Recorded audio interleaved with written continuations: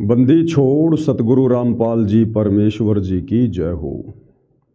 परमपिता परमात्मा सारी सृष्टि के रचनहार कुल मालिक, असंख्य ब्रह्मांडों के स्वामी, जगत गुरु, तीनों लोकों में प्रवेश करके सबका धारण पोषण करने वाले राजा धीराज, आत्माधार, नाथों के नाथ, देवों के देव महादेव, सर्वेश्वर महेश्वर मृत्युंजय, अजरो अमर आदि अनादि सनातनी प्रभु, जगत पिता जगदीश्वर, श्री श्री 1008 की उपाधि के वास्तविक अधिकारी, अकाल मूर्त शब्द स्वरूपी राम वासुदेव सर्वगतम्बरम, परम पूज्य प्रथम पूज्य परम संत परम पुरुष परम धनी परम दयालु सत्य कबीर हक्का कबीर अल्लाहु कबीर अल्लाहु अकबर बाखबर अल्लाह ताला, जगत के तारणहार, जगत के मुक्तिदाता, जगत के जगन्नाथ, हारे के सहारे, हिंदुओं के राम, मुसलमानों के अल्लाह, सिखों के वाहिगुरु, ईसाइयों के मसीह,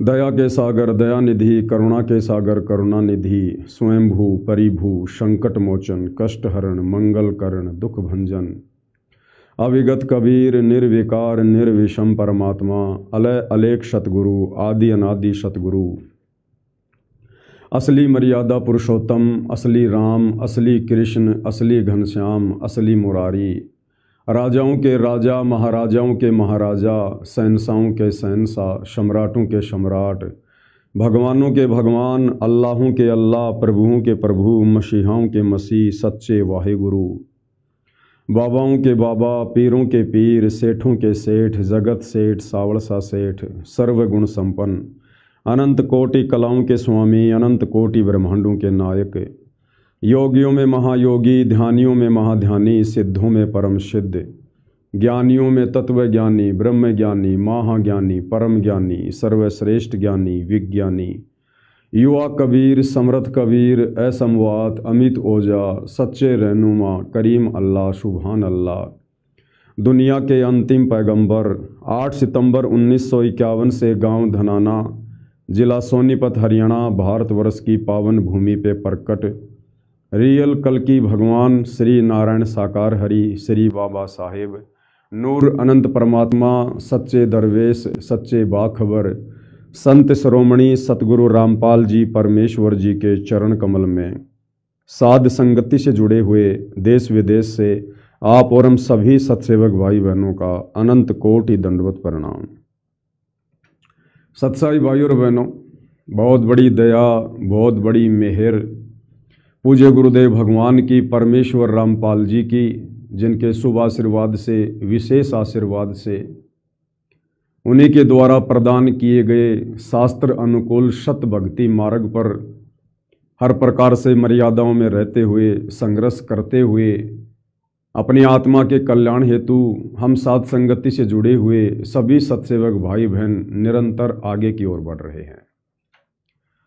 भाई और बहनों, इस कलयुग की बिचली पीढ़ी में जो असीम रजा सारी सृष्टि के सर्जनहार सतगुरु रामपाल जी परमेश्वर जी की आप और हम चंद आत्माओं के ऊपर है, वो अन्य के ऊपर नहीं है, भले ही आत्माएं उनकी शरण में हैं। इस महाउपकार के लिए, इस महापरोपकार के लिए हम पूज्य गुरुदेव भगवान को जितना धन्यवाद करें, जितना उनके चरण कमल धो धो के अमृत पान करें, उतना ही कम है, उतना ही थोड़ा है। भाई और बहनों, परमेश्वर अपने मिशन को पूरा करके 10 अप्रैल 2026 को हिसार जेल से बाहर आ चुके हैं। लगभग 2 महीने होने वाले हैं। आज पूरे 2 महीने हो चुके हैं, क्योंकि 10 अप्रैल को आए थे, आज 10 जून 2026 है। लीला परमेश्वर जी की जारी रहेगी, परंतु मिशन समाप्त हो चुका है। कौन सा मिशन? सतलोक के लिए आत्माओं की छटनी करने वाला मिशन, सतलोक के लिए आत्माओं को तैयार करने वाला मिशन। ये मिशन परमेश्वर जी का समाप्त हो चुका है। जितनी आत्माओं को कबीर परमेश्वर सतगुरु रामपाल जी ने अपने धरती पर रहते सहते और इसी जन्म में सतलोक लेकर जाना है। उन आत्माओं को परमेश्वर जी ने पिछले 11 वर्षों से हिसार जेल में बैठकर भक्तों की छटनी करके उनको अपने शत मिशन साध संगति से जोड़कर अलग कर दिया है। अब साध संगति से जो भगत भाई बहन जुड़े हुए हैं या आने वाले समय में जो जो भगत भाई बहन साध संगति से जुड़ेंगे, उन्हीं में से सतलोक के लिए आत्माओं की छटनी होगी। बाकी चाहे पूरा हिंदुस्तान गुरुदेव के चरणों में आ जाए, चाहे पूरा विश्व गुरुदेव भगवान के चरणों में आ जाए, वो आत्माएं केवल उपदेश प्राप्त करके भक्ति करेंगी। उन आत्माओं में केवल भक्ति का बीज डलेगा, उन आत्माओं के ऊपर केवल वो कलम चढ़ेगी भक्ति वाली। उन आत्माओं में मोक्ष के अधिकारी हंस नहीं होंगे। तो जो अधिकारी थे उनको गुरुदेव भगवान ने साध संगति से जोड़ दिया है। अब ये साध संगति में जो भगत भाई बहन जुड़े हुए हैं, अब इन भगत भाई बहनों के ऊपर निर्भर करता है, उनके विश्वास के ऊपर निर्भर करता है, उनकी मर्यादाओं के ऊपर निर्भर करता है, उनके आचार विचार व्यवहार के ऊपर निर्भर करता है कि आप अंत तक साध संगति से जुड़े रहेंगे या किसी भी अपनी कमजोरी के चलते आप जी साध संगति से हट जाएंगे। कहे कबीर सुनो भाई साधो मैं तो हूं विश्वास में। ये हमारे विश्वास की परीक्षा चल रही है और समय समय पर साध संगति के माध्यम से भगत भाई बहनों को जो भक्ति क्रिया बताई जाती थी, समझाई जाती थी, जो नियम और मर्यादा बताई जाती थी, और जिन जिन भगत भाई बहनों ने साध संगति पर विश्वास करके कि वास्तव में यदि सतगुरु रामपाल जी का यथार्थ पंथ है तो साध संगति ही है, इस पर विश्वास करके जिन जिन भगत भाई बहनों ने उन तमाम भक्ति मर्यादाओं को, भक्ति क्रियाओं को फॉलो किया है और अपने गुरुदेव भगवान को प्रसन्न किया है, जिनके मन में किसी भी प्रकार का कोई भी संदेह, कोई भी शंका साध संगति को लेकर या साध संगति में जो भक्ति क्रिया बताई जाती थी उन भक्ति क्रियाओं को लेकर उत्पन्न नहीं हुई, उन आत्माओं का तो सौभाग्य। उन आत्माओं के तो मोक्ष में किसी प्रकार का कोई संशय नहीं है, यदि वो आत्माएं अंत तक विश्वास के साथ इसी प्रकार अपने गुरु को ही परमेश्वर मानकर और हर प्रकार से मोक्ष के लिए मर्यादाओं में रहकर इस मार्ग पर डटे रहे, टिके रहे। तो बाकी भाई छटनी का जो कर्म है वो लगातार जारी रहेगा, वो तो अंत तक जारी रहेगा। छटनी होती रहेगी। जो कच्चे भगत होंगे, जो डगमग भगत होंगे, अविश्वासी भगत होंगे, जो झुमकरा वाली स्थिति में होंगे, उनको कबीर परमेश्वर सतगुरु रामपाल जी धीरे धीरे साध संगति से आउट करते रहेंगे। कॉमन सेंस की बात है, कॉमन सेंस की। जब तक गुरुदेव भगवान हिसार जेल में बैठे थे, हर 15 दिन में, हर महीने में, हर 10 दिन में साध संगति का जिक्र उनके द्वारा होता ही होता था। और अब 2 महीने हो चुके हैं पूज्य गुरुदेव भगवान को हिसार जेल से बाहर आए हुए, एक बार भी पूज्य गुरुदेव भगवान ने जिक्र नहीं किया। ना साध संगति को लेकर जिक्र किया, ना इस पवन दास को लेकर जिक्र किया। तो भाई और बहनों, ये कॉमन सेंस की बात है। ये क्यों जिक्र नहीं कर रहे पूज्य गुरुदेव भगवान? पूज्य गुरुदेव भगवान साध संगति का उस समय जिक्र करेंगे, इस पवन दास का उस समय जिक्र करेंगे जब साध संगति में पूर्णतया छटनी हो चुकी होगी। जो मक्खन है, उस मक्खन को गर्म करके गंदगी निकाल के और अलग से रख लिया जाएगा।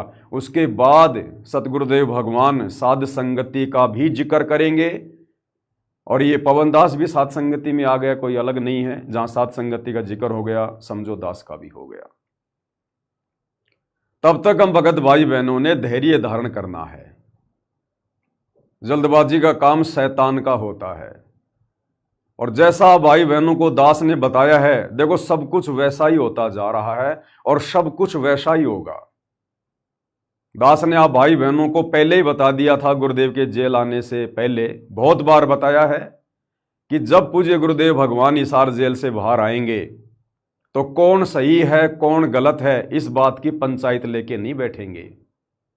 जिसने जैसा बीज इस भक्ति मार्ग पर 11 साल में बीजा है, जिसने जैसे भी कर्म किए हैं, जैसी भी मर्यादा निभाई है, समय आने पर वो परिणाम सबके सामने होंगे। और जब वो परिणाम सबके सामने होंगे तो सबको शब्द ही पता चल जाएगा कि साध संगति क्या है और अन्य जो भाई बहन जिस प्रकार से भक्ति कर रहे हैं मर्यादा तोड़कर, वो क्या है।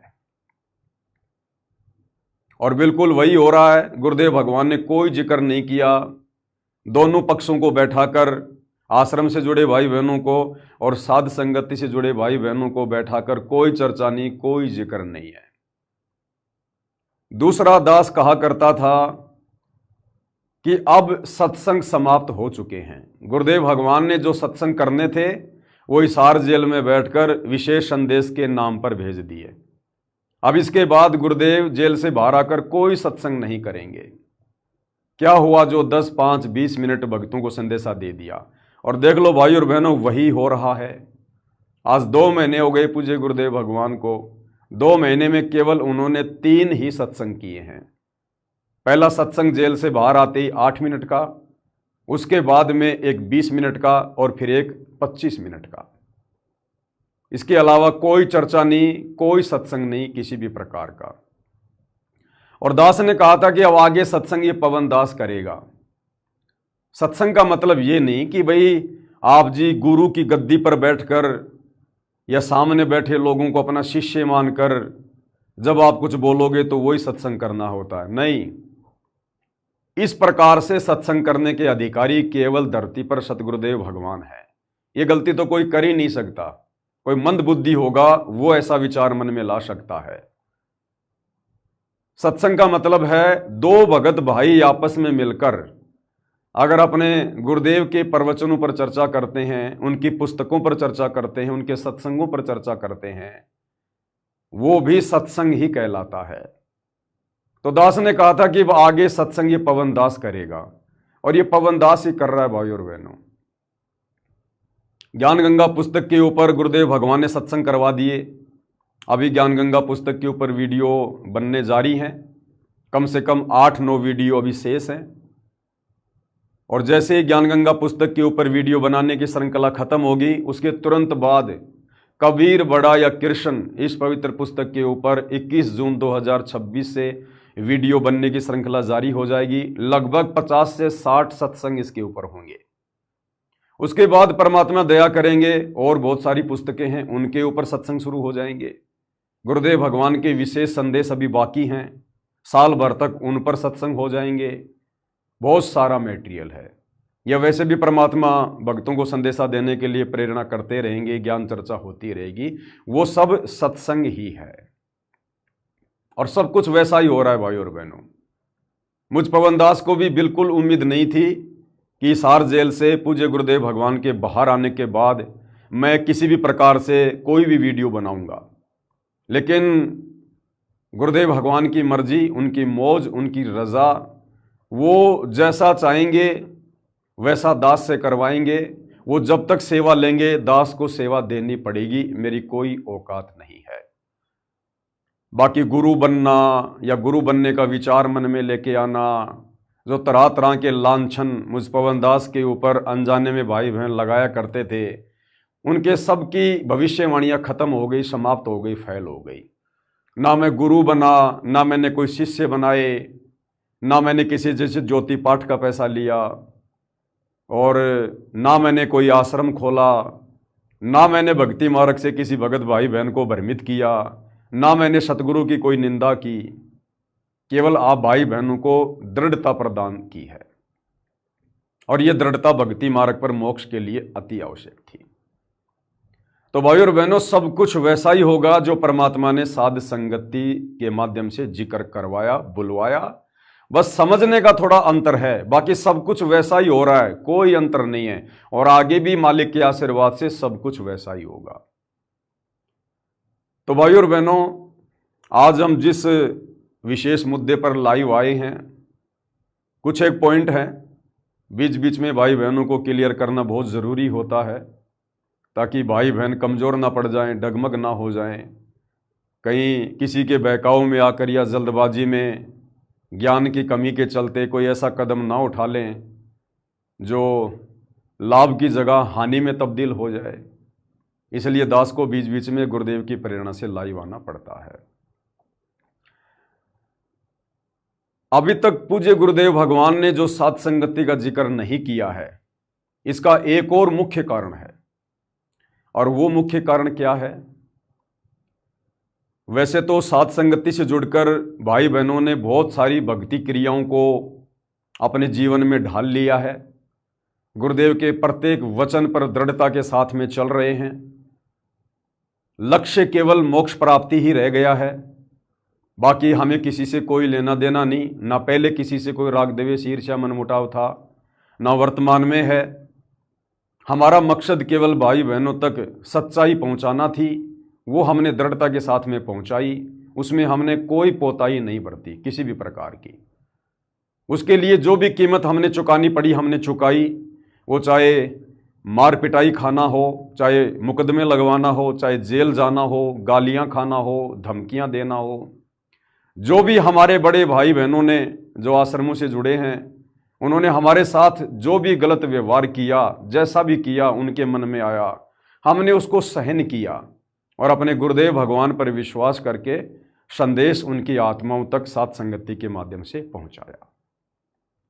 तो जो भाई बहन सात संगति की प्रत्येक भक्ति क्रियाओं पर दृढ़ रहे, हर प्रकार की बुराइयों से दूर रहे, उनको तो परमेश्वर ने एक प्रकार से सेलेक्ट कर लिया है।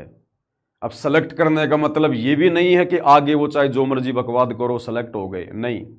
गुरुदेव ने कहा यदि कोई बच्चा सरकारी नौकरी लग जाता है तो ऐसा नहीं है कि आगे चल के कोई गलती करेगा तो उसको टर्मिनेट नहीं किया जाएगा, उसको हटाया नहीं जाएगा। अगर गलती करेगा तो उसको वहां से हटा दिया जाएगा। परमात्मा कहते हैं पाकी फसल देख कर गरबैयो मत किसान, भाई अभी तो झोले बहुत हैं, घर आले तब जान। तो जो भगत भाई बहन दृढ़ता से विश्वास के साथ, विश्वास किस पर? अपने गुरुदेव भगवान पर, उनके ज्ञान पर, जो दृढ़ता के साथ सात संगति से जुड़े हुए हैं, अपनी भक्ति क्रियाओं में किसी प्रकार की कोई भी पोताही नहीं बरत रहे हैं, बिल्कुल हर क्रिया को तन मन से कर रहे हैं, तो वो तो परमेश्वर के द्वारा सेलेक्टेड हैं, कोई दिक्कत नहीं है। बाकी कुछ एक भाई बहन जो सात संगति से जुड़े हुए थे, लेकिन किसी कारण से वो इन विषय विकारों से दूर नहीं हो पा रहे थे, और उधर से गुरुदेव भगवान भी सार जेल से बाहर आ गए अपने मिशन को पूरा करके। तो उन भगत भाई बहनों को थोड़ी सी चिंता बन गई कि अब हमारा क्या होगा। यानी बार बार सात संगति में संदेशा दिया जाता था कि गुरुदेव भगवान के हिसार जेल से बाहर आने से पहले पहले हंस बन जाओ। भगत तो हम उसी दिन बन जाते हैं जिस दिन नाम दीक्षा लेते हैं, लेकिन हंस हम उस दिन बनते हैं जब हम काम, क्रोध, लोभ, मोह, अहंकार, इन तमाम प्रकार की बुराइयों से पूर्णतया पीछा छुड़वा लेते हैं। तो दास बार बार कहा करता था कि भाई जिस दिन गुरुदेव भगवान हिसार जेल से बाहर आ जाएंगे उसके बाद हंस बनने का मौका नहीं मिलेगा, उससे पहले पहले हंस बनो। तो जो भगत भाई बहन किसी कारण से हंस नहीं बन पाए थे, जो भी उनकी मजबूरियां रही होंगी, ज्ञान की कमी रही होगी, तो उन भाई बहनों को एक चिंता हो गई कि अब हमारा क्या होगा, हम तो विषय वासनाओं से दूर हो ही नहीं पाए। तो भाई और बहनों, उन भाई बहनों को जो साध संगति से जुड़े हुए थे, कोशिश भी कर रहे थे, लेकिन किसी कारण से उनकी अपनी कमजोरी के चलते वो अभी विषय वासनाओं से दूर नहीं हो पा रहे थे, उन आत्माओं को गुरुदेव भगवान ने ये थोड़ा सा समय अभी और दिया है कि सुधर जाओ, संभल जाओ। इसलिए गुरुदेव भगवान अभी तक सात संगति का जिक्र नहीं कर रहे। और जिस दिन गुरुदेव भगवान साध संगति का जिक्र कर देंगे उस दिन उन कमजोर भगत भाई बहनों के लिए यदि वो नहीं सुधरे तो वो ऑप्शन भी पूर्णतया खत्म हो जाएगा, नष्ट हो जाएगा।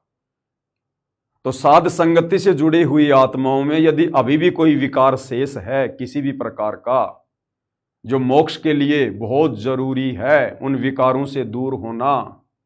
कामी, क्रोधी, लालची, इनसे भक्ति न होए, भक्ति करे कोई सूरमा, जात वर्ण कुल खोए। नारी पराई आपनी, हाथ दिए जल जाए। मालिक की वाणी है, आग पराई आपनी, हाथ दिए जल जाए, और नारी पराई या आपनी, भोगे सब कुछ जाए। तो जब तक गुरुदेव भगवान अपने मुख कमल से साध संगति का जिक्र नहीं करते हैं तब तक समझो जो भगत भाई बहन साध संगति से जुड़कर भी थोड़ा बहुत कमजोरी में हैं, उन आत्माओं पर परमेश्वर ने एक मेहर बख्शी हुई है, उनको एक मौका दिया हुआ है कि अभी भी समय है किसी भी प्रकार से संघर्ष करके, चाहे पत्नी नाराज हो, चाहे पति नाराज हो, चाहे पीहर वाले नाराज हो, चाहे ससुराल वाले नाराज हों, ये सोना वाना पहनना बिल्कुल बिल्कुल खत्म कर दो। चाहे आपका पति पिटाई करे, चाहे आपके सास ससुर पिटाई करें, चाहे घर से निकालें, ये विषय वासना, शारीरिक संबंध, इस बुराई से बिल्कुल दूर हो जाओ, चाहे कैसा भी संघर्ष क्यों ना करना पड़े। और संघर्ष करेंगे तो सतगुरुदेव भगवान हमारे साथ रहेंगे, उनके साथ के बिना हम संघर्ष भी नहीं कर सकते। तो कहने का मतलब है जब तक गुरुदेव भगवान साध संगति का जिक्र नहीं करते हैं तब तक भाई बहनों को एक मौका है, एक बहुत बड़ी दया, एक बहुत बड़ा रहम गुरुदेव ने अभी तक किया हुआ है। अब हम जिक्र करेंगे भाई और बहनों, क्योंकि मोक्ष का जो शु अवसर है, मोक्ष प्राप्ति का जो शु अवसर है वो केवल साध संगति में है। किसी भाई को अच्छा लगे या बुरा लगे इसकी हमने कभी भी परवाह नहीं की है। हमने वही संदेशा दिया है जो संदेशा देने के लिए गुरुदेव भगवान ने प्रेरित किया है, और साध संगति में बिल्कुल निष्पक्ष भाव से संदेशे दिए जाते हैं। तो ये तो आप भूल जाना कि साध संगति से दूर होकर आप जी सतलोक प्राप्त कर सकते हैं या मोक्ष प्राप्त कर सकते हैं। अगर किन्हीं आत्माओं का पूर्ण मोक्ष होगा तो साध संगति से जुड़कर ही होगा, क्योंकि साध संगति से जुड़े बिना आप कभी भी अपने गुरु को परमेश्वर के रूप में हृदय से स्वीकार नहीं कर सकते। वैसे आप उनको परमात्मा कहो, भगवान कहो, कबीर देव कहो, जो मर्जी कहो, उनके चरणों में बैठे रहो, परंतु जिस विधि से परमात्मा स्वयं को परमात्मा मनवाना चाहते हैं वो विधि केवल साध संगति में ही है। तो यदि किसी का मोक्ष होना है तो साध संगति से होना है। बाकी चाहे देश का प्रधानमंत्री नरेंद्र मोदी सतगुरु रामपाल जी के चरणों में जाकर क्यों ना बैठ जाए, और चाहे कितना दान करे, कितनी भक्ति करे, आश्रम में बैठ जाए, तो भी मोक्ष नहीं होगा यदि वो साध संगति से नहीं जुड़ा। तो साध संगति से जुड़ने का मतलब है गुरु को परमेश्वर मानकर जो भक्ति क्रिया हम साध संगति से जुड़े भाई बहन कर रहे हैं, ये भक्ति क्रिया करनी पड़ेगी। वो चाहे आश्रम में बैठ के कर लो, चाहे अपने घर पे बैठ के कर लो, चाहे कहीं भी बैठ के कर लो। बाकी साध संगति कोई संस्था नहीं है, कोई रजिस्टर्ड नहीं है, साध संगति का कोई डॉक्यूमेंट्स नहीं है। साध संगति का मतलब है गुरु को परमेश्वर मानकर तमाम भक्ति क्रिया करना, जिससे गुरु की मेहर प्राप्त हो, ग्रेस मार्ग प्राप्त हो। और ये केवल साध संगति के अलावा आपको विश्व में कहीं और देखने को नहीं मिलेगा। एक क्या चाहे 1000 आश्रम खुल जाएं, आश्रमों में भक्ति होती ही नहीं है। आश्रमों से तो केवल परमात्मा ने भक्ति की शुरुआत करनी होती है, बाकी आश्रमों में भक्ति नहीं होती है। ये परमेश्वर ने घर घर आश्रम बनवा दिए, घर घर।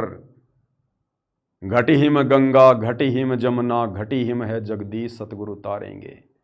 मोको कहाँ ढूंढे रे बंदे, मैं तो तेरे पास में। स्वर्ग 7 आसमान पर भटकत है मनमूड, और खालिक तो खोया नहीं। खालिक यानी भगवान गुरुदेव, इसी महल में ढूंढ। गुरुपद सेवै बिरला कोई, जहां पर कृपा साहिब की होई। ये संसार विघन की घाटी, कोई निकलेगा बिरला सूर। बहुसागर में बहुकाग है, कोई कोई हंस हमार। कहे कबीरा धर्मदास से, उनका खेवा उतारूं पार। ये कोई सामान्य वाणियां नहीं है। कोई बिरले होते हैं जो पूर्ण मोक्ष प्राप्त करते हैं, और उनके लिए गुरुदेव भगवान अलग से व्यवस्था करते हैं हर कलयुग की पिछली पीढ़ी में। जैसे वर्तमान में साध संगति में उन बिरले आत्माओं के लिए परमेश्वर ने व्यवस्था कर दी। अगर 11 साल से गुरुदेव भगवान ने संघर्ष करवाया है, हजारों संदेशे दिलवाए हैं, गुरु को परमेश्वर मानने वाली भक्ति क्रियाएं शुरू करवाई है, तो ये कोई सामान्य बात नहीं है, कोई छोटी मोटी बात नहीं है। इसका परिणाम आगे चल के निकलेगा। और कितनी आसानी से साध संगति से जुड़ने के बाद हम भगत भाई बहन इन बुराइयों से दूर हो गए। आसान नहीं है। हमें गुरुदेव भगवान ने सृष्टि रचना में बार बार बताया, समझाया कि बच्चों, इस काल ने आप तमाम आत्माओं को अपने भोजन के लिए 3 गुणों में बांध के रखा हुआ है। त्रिगुणमयी माया में रजगुण ब्रह्मा, सतगुण विष्णु, तमगुण शंकर। और इन तीनों गुणों के प्रभाव से ये तीनों देवता ब्रह्मा विष्णु महेश भी पूरी तरह से बंधे हुए हैं, जकड़े हुए हैं।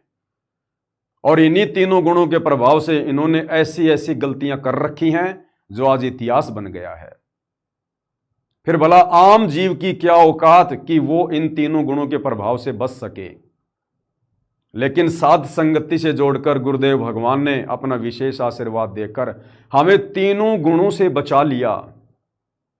आज युवा अवस्था में साध संगति से जुड़े हजारों की संख्या में भगत भाई बहनों ने पति पत्नी से हटकर भाई बहन के रिश्ते बना लिए। ये कोई सामान्य बात नहीं है।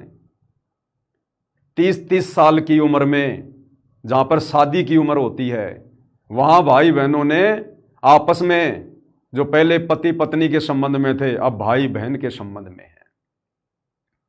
ये गुरुदेव भगवान के विशेष वीआईपी आशीर्वाद के बिना, तीनों गुणों के प्रभाव को निष्क्रिय किए बिना संभव नहीं है। जहां ब्रह्मा विष्णु महेश भी रजोगुण के, तमोगुण के, सतोगुण के प्रभाव से नहीं बच पा रहे, आप और हमारी 2 कौड़ी के तुच्छ जीवों की भला क्या औकात की हम बच जाएं, यदि गुरुदेव भगवान का परम सहारा हम साध संगति से जुड़े भाई बहनों के ऊपर ना हो तो इसी से विचार कर लेना चाहिए कि गुरुदेव भगवान का विशेष आशीर्वाद यदि पृथ्वी पर किन्हीं आत्माओं पर है तो साध संगति से जुड़े भाई बहनों पर है। बाकी अन्य भाई बहनों की जो गुरुदेव के भगत हैं लाखों की संख्या में, उनकी क्या स्थिति है आप जी भली भांति जानते हैं। दास अब ज़्यादा गहराई में नहीं जाना चाहता। बहुत सारे वीडियो बना रखे हैं, आप सबको पता है कि कितना राग द्वेष, ईर्ष्या, मनमुटाव, छल कपट, वैर भाव, निंदा चुगली, रजोगुण, तमोगुण, सतोगुण उन आत्माओं में कूट कूट के भरा हुआ है जो अपने आप को परम भगत मानकर बैठे हुए हैं। तो ये तो जिन आत्माओं पर दया गुरुदेव ने करनी है उन्हीं आत्माओं पर होगी। अब भाइयों और बहनों, सृष्टि रचना से शिक्षा लेकर हमने उन तमाम गलतियों से किनारा करना पड़ेगा। हमने सृष्टि रचना को अच्छे से समझना होगा। ये जरूरी नहीं है कि सृष्टि रचना 2 साल में समझ में आ जाएगी, 10 साल में समझ में आ जाएगी। आगे से आगे बढ़ते जाएंगे, पॉइंट निकलते जाएंगे। क्या गलती हुई थी जिस गलती के चलते हम सतलोक से नीचे आए थे? यदि हमने उन गलतियों को नहीं सुधारा, क्या हम वापस सतलोक जा पाएंगे? कभी नहीं जा पाएंगे। कुछ एक पॉइंट यहां भाई बहनों के सामने है। ये पॉइंट दास ने क्लियर कर दिया है कि जब तक साध संगति का जिक्र नहीं, तब तक आत्माओं को एक और अंतिम मौका है जो अभी भाई बहन के रिश्तों में नहीं हैं, जो साध संगति से भी जुड़े हैं और पति पत्नी व्यवहार में हैं।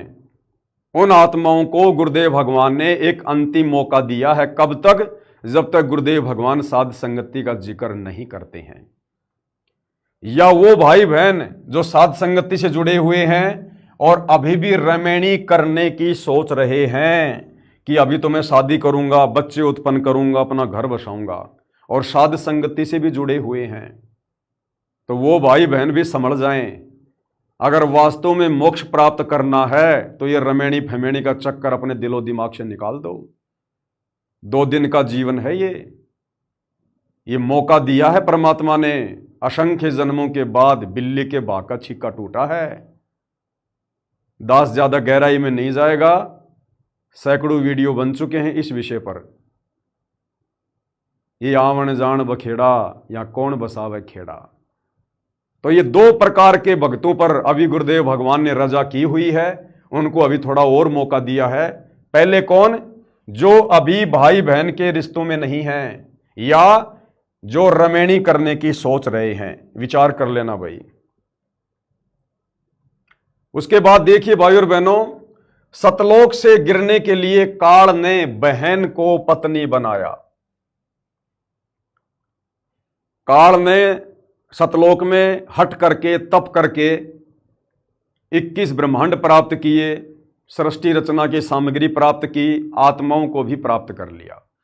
परमेश्वर ने सब कुछ दे दिया,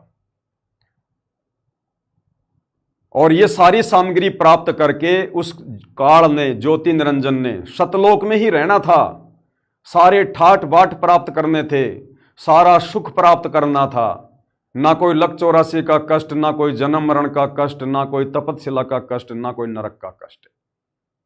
लेकिन क्या गलती करी उसने, जिस गलती के चलते उसको सतलोक से निष्कासित किया गया? उसने अपनी ही बहन को पत्नी बनाया। किसको? अपनी बहन को। जिस हंस आत्मा को गुरुदेव ने युवा लड़की बनाया था और काल के पास भिजवा दिया था, जिसको आगे चलकर दुर्गा कहा गया, आदि माया कहा गया, क्योंकि सतलोक में हम सब आपस में भाई बहन हैं। वहां मैथुन क्रिया से संतान उत्पत्ति नहीं है, वहां शब्द से संतान उत्पत्ति है। तो ये ज्योति निरंजन काल भी उसी परमात्मा के वचन से उत्पन्न, और ये आदि माया दुर्गा भी उसी परमात्मा के वचन से उत्पन्न। हम सब वहां पर भाई हैं आपस में। इस ज्योति निरंजन ने अपनी बहन को कुदृष्टि से देखा, और इसने उसके साथ में जबरदस्ती करने का प्रयास किया। कहने का मतलब है, इसने अपनी बहन को अपनी पत्नी बनाया, और इसी बात की सजा परमेश्वर ने इसको दी, सतलोक से निष्कासित कर दिया। अब यदि वापस हमने सतलोक जाना है तो गांठ बांध लेना। जो गलती सतलोक में हुई थी, जब तक उसको हम यहां नहीं सुधारेंगे, हम सतलोक नहीं जा सकते। तो सतलोक से नीचे क्यों भेजा? क्योंकि काल ने अपनी बहन को अपनी पत्नी बनाया। अब यदि वापस सतलोक जाना है तो हंस आत्माओं ने क्या करना पड़ेगा? वापस अपनी पत्नी को अपनी बहन बनाना पड़ेगा। वापस अपनी पत्नी को अपनी बहन बनाना पड़ेगा, क्योंकि जो ज्ञान आप और हमें गुरुदेव ने दे दिया सृष्टि का तत्व ज्ञान, ये दुनिया वालों को नहीं है। ये 21 ब्रह्मांड की सृष्टि भाई बहन से चली हुई है। ये बहुत गंदा कर्म है। जब ज्योति निरंजन ने दुर्गा के साथ में जबरदस्ती करने का प्रयास किया, स्त्री इंद्रिय लगाने का प्रयास किया, तो दुर्गा ने क्या कहा था कि ज्योति निरंजन, मेरे पास में पिता की दी हुई शब्द शक्ति है, आप जितनी आत्मा कहोगे मैं उत्पन्न कर दूंगी। ये भाई बहन का रिश्ता ये कलंकित मत करो। अगर भाई बहन इस प्रकार से शारीरिक संबंध बनाएंगे तो ये महापाप होगा। तो 21 ब्रह्मांड की सृष्टि भाई और बहन के योग से चली हुई है। तो क्या हम इसको सुधारेंगे? नहीं। जिनको ज्ञान हो गया वो तो सुधारेंगे, जिनको मोक्ष प्राप्त करना होगा वो तो सुधारेंगे अपनी गलती को।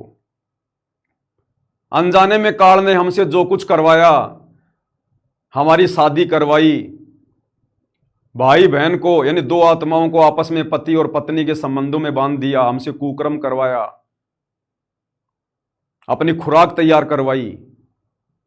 अब हमें गुरुदेव ने आकर हकीकत बता दी, सच्चाई बता दी, क्या गलती हुई थी सतलोक में वो बता दी। क्या अब हम सतलोक जाने के लिए अपनी गलती को नहीं सुधारेंगे?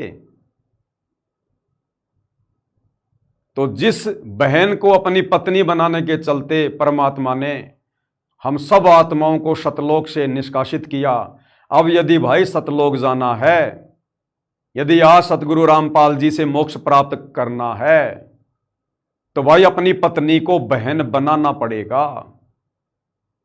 जब तक नहीं पता था तब तक गुरुदेव भगवान की तरफ से माफी होती है।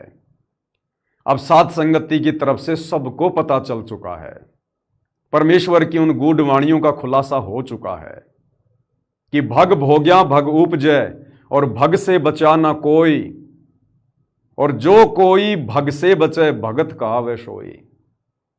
आग पराई आपनी हाथ दिए जल जाए, स्त्री पराई हो या आपनी उसके साथ शारीरिक संबंध बनाए सब कुछ जाए।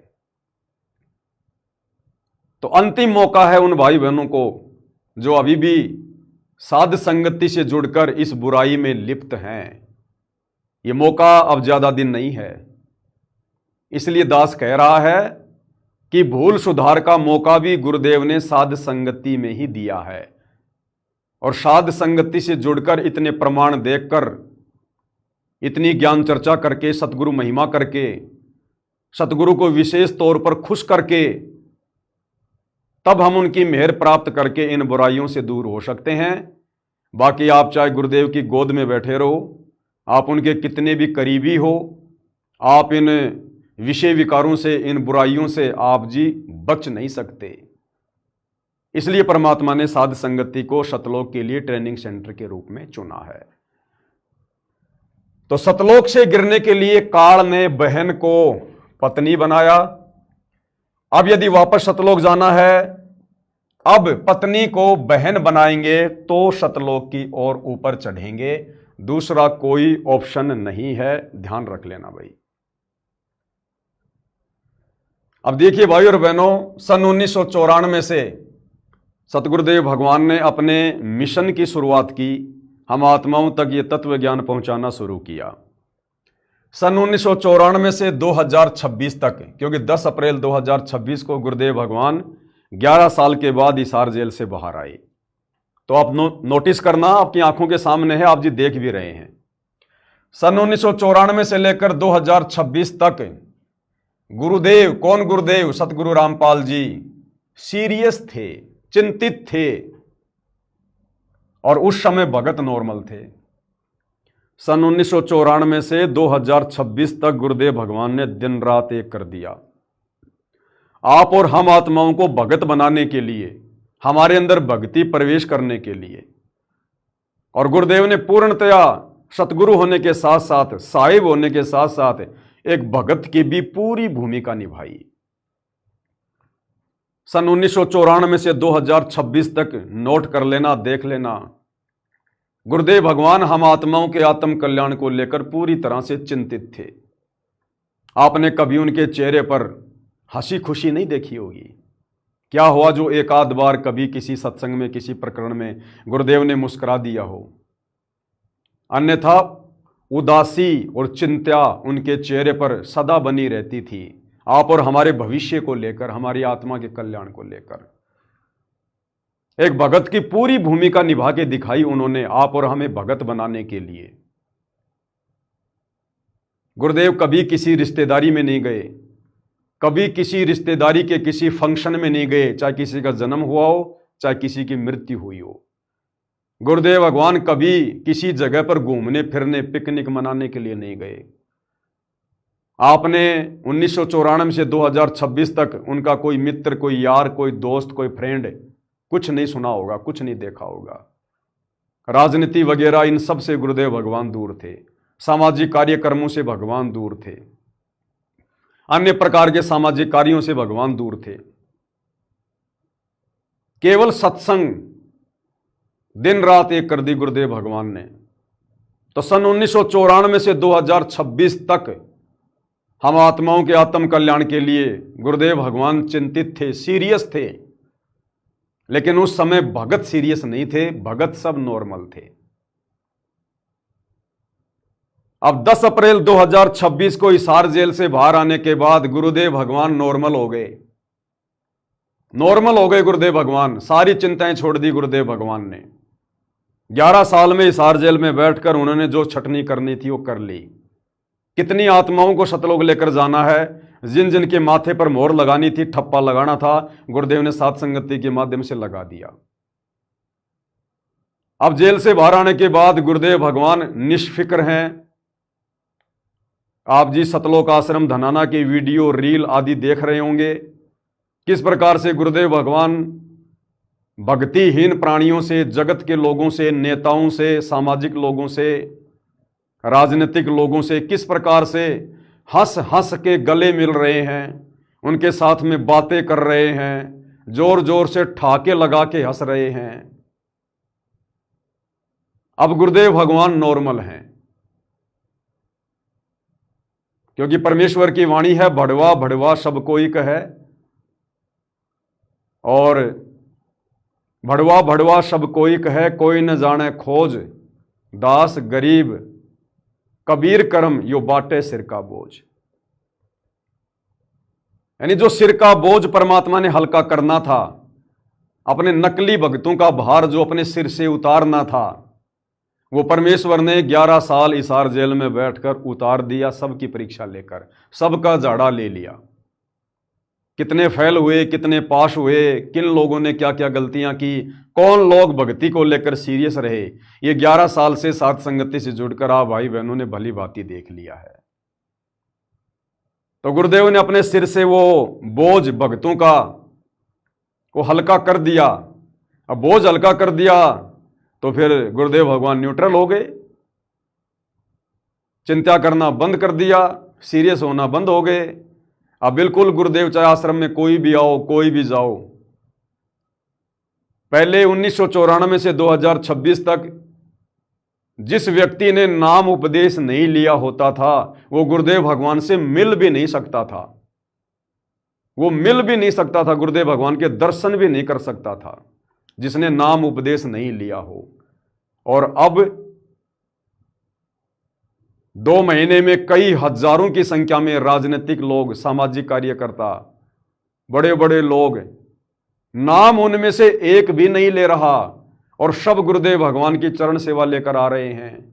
कोई गुरुदेव के लिए हनुमान जी का सोटा लेकर जा रहा है, कोई उनके लिए जो है वो पगड़ी लेकर जा रहा है, कोई उनके लिए तलवार लेके जा रहा है, कोई क्या लेके जा रहा है। गुरुदेव भगवान सबको गले लगा रहे हैं, सबको चरण सेवा दे रहे हैं, सबकी पीठ थपथपा रहे हैं। क्यों? क्योंकि अब गुरुदेव भगवान चिंतित नहीं रहे।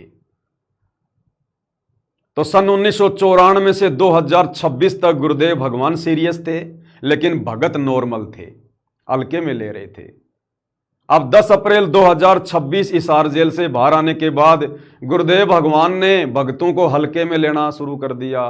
गुरुदेव भगवान ने सीरियस होना बंद कर दिया। गुरुदेव भगवान अब न्यूट्रल हो गए, सत्संग करना छोड़ दिया। और अब यदि भगत कोई सीरियस होना चाहे तो अब मौका नहीं है। वो मौका हमने गवा दिया है। वो मौका 10 अप्रैल 2026 तक था, उसके बाद वो मौका नहीं है। अब मोक्ष के दरवाजे बंद हैं।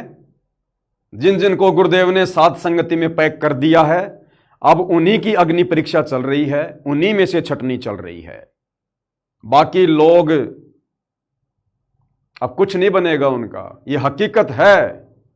देखो गुरुदेव भगवान नहीं कहेंगे ये बात है कि बच्चों मोक्ष तो उन्हीं का होगा जो सात संगति से जुड़े हैं, बाकी तो मोक्ष के दरवाजे बंद हो चुके हैं।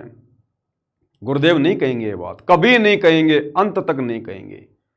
वो हमेशा यही कहेंगे बच्चों भक्ति करो, अब की बार अरबों खरबों की संख्या में सतलोक चलेंगे, आप लोगों का मोक्ष गारंटेड है बच्चों, लिखवा लो, चाहे आप लगे रहो, भक्ति करो। वो पहले भी यही कहा करते थे, वो आज भी यही कह रहे हैं और आगे भी यही कहेंगे। लेकिन हमारे जैसे दासों से परमात्मा हकीकत बुलवा देते हैं, क्योंकि हमारी बातों को कोई सीरियस लेगा नहीं। और गुरुदेव ने यदि हकीकत बता दी कि बच्चों अब वो बात गई, वो मौका तुम लोगों ने गवा दिया, अब आगे मोक्ष किसी का नहीं है, तो बचे खुचे भगत भक्ति करना भी छोड़ देंगे। उसी दिन से वो निराश हो जाएंगे, वो भक्ति करना भी छोड़ देंगे। तो गुरुदेव भगवान से उम्मीद मत करना कि परमात्मा ये बात आपको कहेंगे। बाकी साध संगति के माध्यम से उन्होंने सब कुछ क्लियर करवा दिया है। तो सन 1994 से 2026 तक गुरुदेव सीरियस थे, तो भगत नॉर्मल थे, भगत मर्यादा में नहीं रहे, गुरु को परमात्मा नहीं माना, उनकी आज्ञा में नहीं चले। और अब गुरुदेव भगवान नॉर्मल हो चुके हैं जेल से बाहर आने के बाद। और भगत यदि अब सीरियस होना चाहे तो भी कुछ नहीं बन सकता। अब वो मौका जा चुका है भाई और बहनों। वो कहते हैं ना कि बात जुबान से और तीर जो है वो कमान से, एक बार यदि निकल जाए तो वापस नहीं आता है। तो मोक्ष प्राप्ति का मौका भाई बहन गवा चुके हैं, खो चुके हैं। अब भले आगे पूरा विश्व गुरुदेव की शरण में आएगा, लेकिन भक्ति का बीज डलेगा, केवल भक्ति की कलम चढ़ेगी, मोक्ष नहीं होगा। साध संगति के अलावा जो आज उनकी गोद में बैठे हुए हैं, दिन रात उनके आगे पीछे भटकते रहते हैं, वो भी लटक गए। ये बात नोट कर लेना। हमेशा साध संगति से परमात्मा ने वही बुलवाया है जो गुरुदेव भगवान ने बोलना चाहा है। अब भाई और बहनों, हम चर्चा करेंगे जो भगत भाई बहन संकल्प दीक्षा लेकर साध संगति से जुड़े हुए हैं। वैसे तो गुरुदेव के हिसार जेल से बाहर आने के बाद दास ने सारी चीजें बिल्कुल क्लियर कर दी हैं कि भैया अब आप सब स्वतंत्र हो, जो जैसा चाहे कर सकता है। ज्यादातर सेवा दास की परमात्मा ने समाप्त कर दी हैं। अब तो हल्के पुल्के संदेशे यदि परमात्मा चाहेंगे तो दास देता रहेगा। तो संकल्प वाले फ्री हैं, कोई पाबंदी किसी भी प्रकार की नहीं है, ना पहले थी। हमने तो हमेशा यही कहा भाई, अगर कोई दीक्षा लेना चाहता है तो हमने तो जो बात आपको हकीकत बतानी थी साध संगति के माध्यम से बता दी। अब यदि आप उन आश्रमों में जाकर या नाम दीक्षा केंद्रों पर दीक्षा लेना चाहते हो तो ले सकते हो। हम तो गुरुदेव भगवान के जेल से बाहर आने से पहले भी यही कहा करते थे, क्योंकि साध संगति में किसी के ऊपर कोई दबाव या प्रेशर नहीं चलता है, यहां सब स्वतंत्र हैं। तो संकल्प वाले भाई पहले भी फ्री थे, आज भी फ्री हैं। वो चाहे तो आज भी जाकर नाम दीक्षा ले सकते हैं।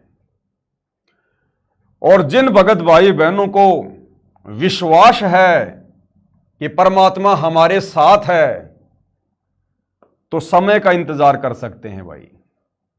बाकी किसी का कुछ बिगड़ा हो तो बताओ।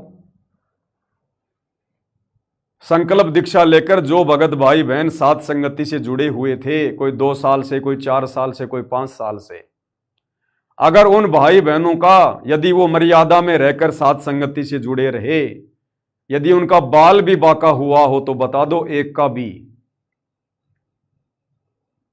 तो जब तक गुरुदेव भगवान कोई स्थिति क्लियर नहीं करते हैं, तब तक यदि आप साध संगति से उसी प्रकार विश्वास के साथ जुड़े रहोगे, अपने गुरुदेव को अपने साथ में समझ के, तो आगे क्या बिगड़ जाएगा भाई। भक्ति तो विश्वास की है। आपने नाम दीक्षा ले ली और विश्वास आपको है नहीं, आपका सब कुछ बिगड़ जाएगा। और गुरुदेव कहते हैं, जिस दिन ये आत्मा इस ज्ञान को सुनकर और हृदय से स्वीकार कर लेती है कि धरती पर इस ज्ञान के अलावा और कोई ज्ञान नहीं है और गुरुदेव के अलावा कोई मोक्ष प्रदान करने वाली शक्ति नहीं है, और यदि वो आन उपासना त्याग देती है, बुराइयां छोड़ देती है, उसी दिन से परमात्मा उस आत्मा को काल की कैद से छुड़वाकर अपने पाले में कर लेता है, भले ही उसने नाम भी ना लिया हो, उसी दिन से। और बहुत सारे एग्जाम्पल गुरुदेव ने सत्संगों में दिए हैं, दास ने समय समय पर आप भाई बहनों को बताया भी है, दिखाया भी है। तो साध संगति में जो भक्ति है वो है विश्वास की। विश्वास काम करेगा। यहां पर बहुत सारे भाई बहन जैसे दास को मैसेज भेजते रहते हैं या दूसरे भगत भाई बहनों के माध्यम से दास के पास में संदेश से आए हैं कि भगत जी अब हम साध संगति वाले जाकर गुरुदेव से दीक्षा ले सकते हैं क्या। तो भाई ये भी कहीं न कहीं उन भगत भाई बहनों की कमजोरी है, अभी उन्होंने ज्ञान को अच्छे से समझा नहीं है, अभी बात उनकी समझ में आई नहीं है। एक बात बताओ, आप साध संगति से जुड़े हुए भाई बहन संकल्प दीक्षा लेकर अपने अपने घरों पर गुरुदेव भगवान को भोग लगाते कि नहीं लगाते? लगाते हो ना? तीनों समय की आरती करते हो ना? और भोग आप किस प्रकार से लगाते हो? गुरुदेव का आसन लगाकर सामने भोजन को रख देते हैं। फिर हम गुरुदेव भगवान से प्रार्थना करते हैं कि हे परमपिता परमात्मा, सारी सृष्टि के रचनहार कबीर परमेश्वर सतगुरु रामपाल जी भगवान, आप जी का भोग प्रसाद तैयार है। आप अपनी पवित्र रसना से इसे पवित्र करने की कृपा करें। और आसन लगाकर हम गुरुदेव भगवान से घुटनों के बल बैठकर हाथ जोड़कर प्रार्थना करते हैं कि हे पूज्य गुरुदेव भगवान, आप जी का आसन तैयार है, आप विराजमान होने की दया कीजिए। यदि आपको विश्वास है कि मेरी प्रार्थना पर मेरे गुरुदेव भगवान शब्द रूप में आसन पर विराजमान होते हैं उस भोजन को प्रसाद बनाने के लिए, तो फिर आपको यह भी विश्वास होना चाहिए कि जो भगवान आपकी प्रार्थना पर आसन पर विराजमान होकर भोजन को प्रसाद बनाता है, जो गुरुदेव भगवान आरती के समय सिंहासन पर विराजमान होकर आरती को स्वीकार करते हैं, क्या वो गुरुदेव भगवान आपको नाम दीक्षा नहीं दे सकते? यदि आप नाम दीक्षा के योग्य हो चुके हैं तो क्या वो गुरुदेव भगवान जो रोजाना आपके घर पर आ रहे हैं, आपने बेड किसके लिए लगा रखा? फिर अपने रिश्तेदार के लिए। कौन विराजमान होता फिर उस बेड पर? और यदि भगवान आपका भोजन ग्रहण करने नहीं आता है, आरती के समय आपकी आरती स्वीकार करने नहीं आता है, जो बेड आपने लगा रखा है उस पर विश्राम करने नहीं आता है, तो क्या फायदा फिर आपका भक्ति करने का, जब परमात्मा ही आपके साथ में नहीं है? तो यदि आपको विश्वास है कि जो भक्ति क्रिया मैं कर रहा हूं गुरुदेव भगवान आसन पर विराजमान होकर उसे स्वीकार करते हैं, तो गुरुदेव भगवान रोजाना तुम्हारे घर पर आ रहे हैं नहीं आ रहे? तो क्या गुरुदेव भगवान को नहीं पता कि इस आत्मा को नाम दीक्षा चाहिए, इस आत्मा को नाम भी देना है? क्या वो परमात्मा तुम्हें दीक्षा नहीं दे सकता? वो तो प्रकट होकर भी दे सकता है, वो तो शौपन में भी दे सकता है। हजार तरीके हैं परमात्मा के पास में। तो अब जो भगत भाई बहन ये कह रहे हैं कि हम संकल्प वालों का क्या होगा, क्या हम सतलोक आश्रम धनाना में जाकर या अन्य नाम दीक्षा केंद्रों पर जाकर दीक्षा ले सकते हैं क्या? इसका मतलब अभी तक आप भाई बहन जो जो भक्ति क्रिया कर रहे थे, आप गुरु को परमात्मा मान के नहीं कर रहे थे। आपको विश्वास ही नहीं है कि गुरुदेव भगवान आरती के समय, भोग के समय या वैसे मेरे घर पर विराजमान होते होंगे। अगर विश्वास होता तो आपके मन में ये विचार भी नहीं आता, विचार भी। अरे मैं पवन दास, मुझे केवल सतनाम तक ही प्राप्त है, क्या मुझे सार नाम नहीं चाहिए? क्या बिना सार नाम के मेरी मुक्ति हो जाएगी? अरे तो जिस दिन मुझे सार नाम मिलेगा उस दिन आपको भी दीक्षा मिल जाएगी।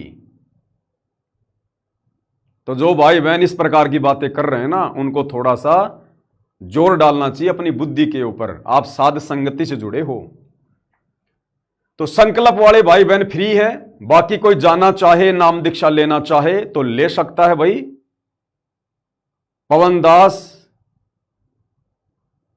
किसी का दोषी नहीं बनना चाहता है, ना मैंने पहले किसी को मना किया, केवल समझाया, विधान बताया, हकीकत बताई। और आज भी आपको समझा रहा हूं, विधान बता रहा हूं, हकीकत बता रहा हूं। आपके दीक्षा लेने में ना लेने में मेरा कोई ना नुकसान है, ना कोई फायदा है, ना मेरा कोई शवारत है। मैं क्यों रोकूंगा किसी को? लेकिन जो हकीकत है वो आपको बता रहा हूं। अगर इस सात संगति रूपी पायदान से सात संगति की सीमाओं को लांघ कर नीचे उतर गए, मोक्ष से वंचित हो जाओगे। तो संकल्प वाले भाई बहन फ्री हैं, जाकर नाम ले सकते हैं।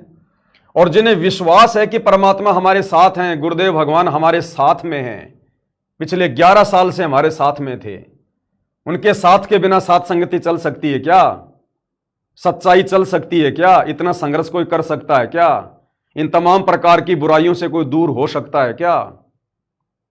और जिन्हें विश्वास है कि परमात्मा हमारे साथ हैं, तो फिर समय का इंतजार कर सकते हैं जिस दिन परमेश्वर सभी को बुलाकर नाम दीक्षा देंगे। देनी है परमात्मा ने, दीक्षा तो देनी है, सबको देनी है, लेकिन वो समय का इंतजार।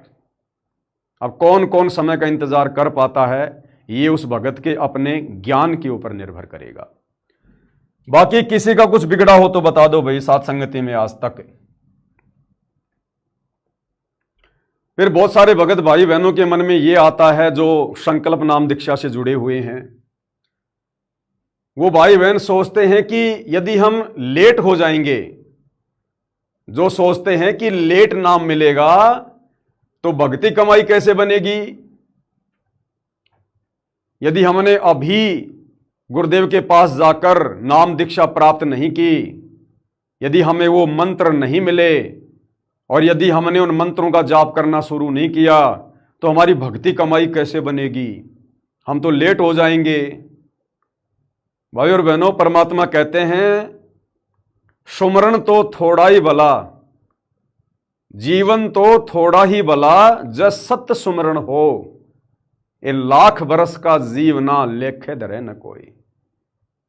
ये भी उस भगत की कमजोरी है जो ये सोचता है कि अगर नाम दीक्षा लेट लेंगे तो हमारी भक्ति कमाई कैसे बनेगी, भक्ति का धन कैसे जुड़ेगा। ये भी उस भगत की कमजोरी है। आप चाहे 20 साल से नाम का जाप कर रहे हैं और मर्यादा में है नहीं, विश्वास आपको है नहीं, गुरु को परमात्मा मान नहीं रहे, क्या करोगे उस भक्ति धन का जोड़ के, क्या करोगे। वो भक्ति धन आपको यहीं पे फंसा के रखेगा। इसलिए परमात्मा कहते हैं जीवन तो थोड़ा ही भला, जैसे सत सुमरण होए, और लाख बरस का जीवना लेख धरे न कोई। सारे उदाहरण दे रखे हैं गुरुदेव ने इस आत्मा को शांत करने के लिए। श्री रामचंद्र जी के दादा राजा सड़ दलीप की कथा गुरुदेव ने हमें समझाई। एक बार रामचंद्र जी का दादा अपनी सेना को अपनी सिद्धि शक्ति से आकाश में उड़ाकर राक्षसों के साथ युद्ध करने के लिए, इंद्र के पक्ष में युद्ध करने के लिए ऊपर चला गया देवलोक में। युद्ध हो गया, राक्षस हार गए, देवता विजय हो गए। उसके बाद किसी धार्मिक व्यक्ति ने, किसी धर्म गुरु ने राजा सड़ दलीप को बताया कि राजा आपकी 2 घड़ी की उम्र शेष है। 1 घड़ी होती है 24 मिनट की और 2 घड़ी यानी 48 मिनट आपकी उम्र शेष है। उसी समय राजा दलीप ने इंद्र से कहा कि इंद्र, जितना जल्दी हो सके आप मुझे सरयू नदी पर भेज दो। अब इंद्र के पास तो मन की गति से चलने वाला विमान है। इंद्र ने अपनी सिद्धि शक्ति से और तुरंत सेकंडों में रामचंद्र जी के दादाजी को सरयू नदी पर भेज दिया। अब राजा सड़ दलीप को इस बात का ज्ञान था कि वास्तव में तेरी उम्र केवल 2 घड़ी की है, 1 घंटा भी नहीं है तेरे पास में। और राजा सड़ दलीप के धार्मिक गुरु ने जो भी उसको नाम दीक्षा दे रखी थी, जो भी मंत्र दे रखा था, उसने सब कुछ भूल कर, क्योंकि उसे अपनी मौत दिखाई दे रही थी कि 2 घड़ी की तेरी उम्र है, 2 घड़ी के बाद तेरी मृत्यु हो जाएगी, ये शरीर भी तेरा नहीं रहेगा, ये राजपाट, ये बच्चे बच्चे, ये राजा, सैनिक, धन, साम्राज्य सब यही छोड़ना पड़ेगा। इस बात को सोचकर, इतना चिंतित होकर, इतना विचार करके देवलोक से सीधा सरयू नदी पर गया। अपने राज्य में नहीं गया, अपने बच्चों के पास भी नहीं गया। और जो मंत्र उसके गुरुदेव ने दिया था, विशेष कसक के साथ, तड़फ के साथ उसने 2 घड़ी उस मंत्र का जाप किया और 2 घड़ी के जाप में वो षडदलीप अपने इष्ट धाम को चला गया। इसलिए गुरुदेव कहते हैं जीवन तो थोड़ा ही भला, जय सत सुमरण हो, लाख बरस का जीवना लेख धरे न कोई। अगर तुम्हें विश्वास ही नहीं है, तुम चिंतित ही नहीं हो, तुम सीरियस ही नहीं हो, तो चाहे दिन रात इन्हीं मंत्रों का जाप करते रहो, तुम कहां जाओगे? इष्ट धाम को नहीं जाओगे, सतलोक नहीं जाओगे। ये काल तुम्हें यहीं पर पीसेगा जैसे चक्की में आटा पीसा जाता है, कभी राजा बनाकर, इंद्र बनाकर, महादेव बनाकर। तो क्या करोगे उस भक्ति कमाई का, जो भक्ति कमाई तुम्हें गुरुदेव से दूर कर दे। तो साथ संगति से जुड़कर यदि तुम्हें इतना भी विश्वास नहीं है तो चाहे तुम आज ही जाके दीक्षा ले लो, क्या काम आएगी तुम्हारी वो दीक्षा। जिन लोगों ने ऑलरेडी दीक्षा ले रखी है, 20-20 साल से गुरु चरणों में बैठकर भक्ति कर रहे हैं, उनकी हालत देख लो पहले क्या हो रही है। तो ये कॉमन सेंस की बातें हैं। तो जो भाई बहन सोचते हैं कि लेट नाम मिलेगा तो भक्ति कमाई कैसे बनेगी, तो राजा दलीप का उदाहरण उन भाई बहनों के लिए है। और अकेले नाम मंत्र से ही भक्ति कमाई थोड़ी बनती है। फिर जो तुम 3 समय की आरती कर रहे हो, गुरुदेव की आरती उतार रहे हो, गुरुदेव को भोग लगा रहे हो, चरण सेवा कर रहे हो, सतगुरु की महिमा कर रहे हो, सतगुरु के शब्द गा रहे हो, भाई बहनों से ज्ञान चर्चा कर रहे हो, परमेश्वर के विषय में चिंतन मनन कर रहे हो, ये भक्ति कमाई नहीं है क्या? अरे संकल्प दीक्षा वाले भाई बहनों, तुम तो प्रथम नाम दीक्षा को रो रहे हो। असल में तुम्हें तो गुरुदेव ने शब्द की दीक्षा दे रखी है, शब्द की। जो लोग 20-20 साल से भक्ति कर रहे हैं, सार नाम तक ले लिया, वो भी आज गुरु को मानुष मान रहे हैं। और संकल्प दीक्षा वाले भाई बहन साथ संगति से जुड़कर अपने गुरु को ही परमपिता परमेश्वर मानकर भक्ति कर रहे हैं। यह है शब्द की भक्ति। अरे तुम्हें तो सार शब्द मिला हुआ है और तुम रो रहे हो प्रथम दीक्षा को। तो जो भाई बहन साथ संगति से जुड़कर संकल्प दीक्षा वाले जो प्रथम दीक्षा को रो रहे हैं, वो अपने आप को साध संगति में मत समझना। भी भले तुम अपने आप को साध संगति से जुड़ा हुआ कह रहे हो, लेकिन ज्ञान आधार से अभी तुम साध संगति में नहीं हो। असली कमाई तो तुम वर्षों से कर रहे हो। जो कमाई गुरुदेव के साथ में रहकर बड़े बड़े परम भगत नहीं कर पा रहे, और ना शायद आगे वो कर पाएंगे, क्योंकि गुरु को परमात्मा मानना इतना आसान नहीं है। गुरु से लगन कठिन है भाई, और लगन लगे बिन काम न सरता, जीव परलय हो जाई। गुरु से लगन कठिन है भाई, सबसे कठिन काम यही है, गुरु से लगन लगाना, गुरु में वो प्रेम जागृत करना। बिना प्रेम पावे नहीं चाहे करोड़ समाधि ला। और वो प्रेम, वो लगन कैसे लगेगी? जब आप गुरु को हृदय से परमात्मा मानोगे। और साध संगति से जुड़े बिना गुरु को परमात्मा नहीं मान सकते। तो कहां प्रथम नाम, कहां शतनाम, कहां सार नाम? यदि आपको विश्वास है कि वास्तव में मेरा गुरु परमात्मा है, और आपको विश्वास है कि वास्तव में मैं अपने स्टैंड पर रह के भक्ति कर रहा हूं, तो आप तो भैया शब्द की कमाई कर रहे हो, शब्द की कमाई। अरे जिसको गुरुदेव भगवान ने एरोप्लेन में बैठा दिया, वो एक मोटरसाइकिल के लिए रो रहा है, तो उसको ज्ञान है क्या? ज्ञान है उसको? जितनी तेज गति से तुम एरोप्लेन में बैठकर यात्रा कर लोगे, अपनी जगह पहुंच जाओगे, मोटरसाइकिल पर बैठकर तुम पहुंच जाओगे क्या? तो ये तो भाई अपने अपने कॉमन सेंस के ऊपर है, अपने अपने ज्ञान आधार के ऊपर है। बाकी नाम दीक्षा भी मिलेगी, ऐसे नहीं है कि नहीं मिलेगी। अभी परमात्मा साथ संगति से थोड़ा बहुत जो कचरा शेष रहता है उसको निकाल रहे हैं धीरे धीरे।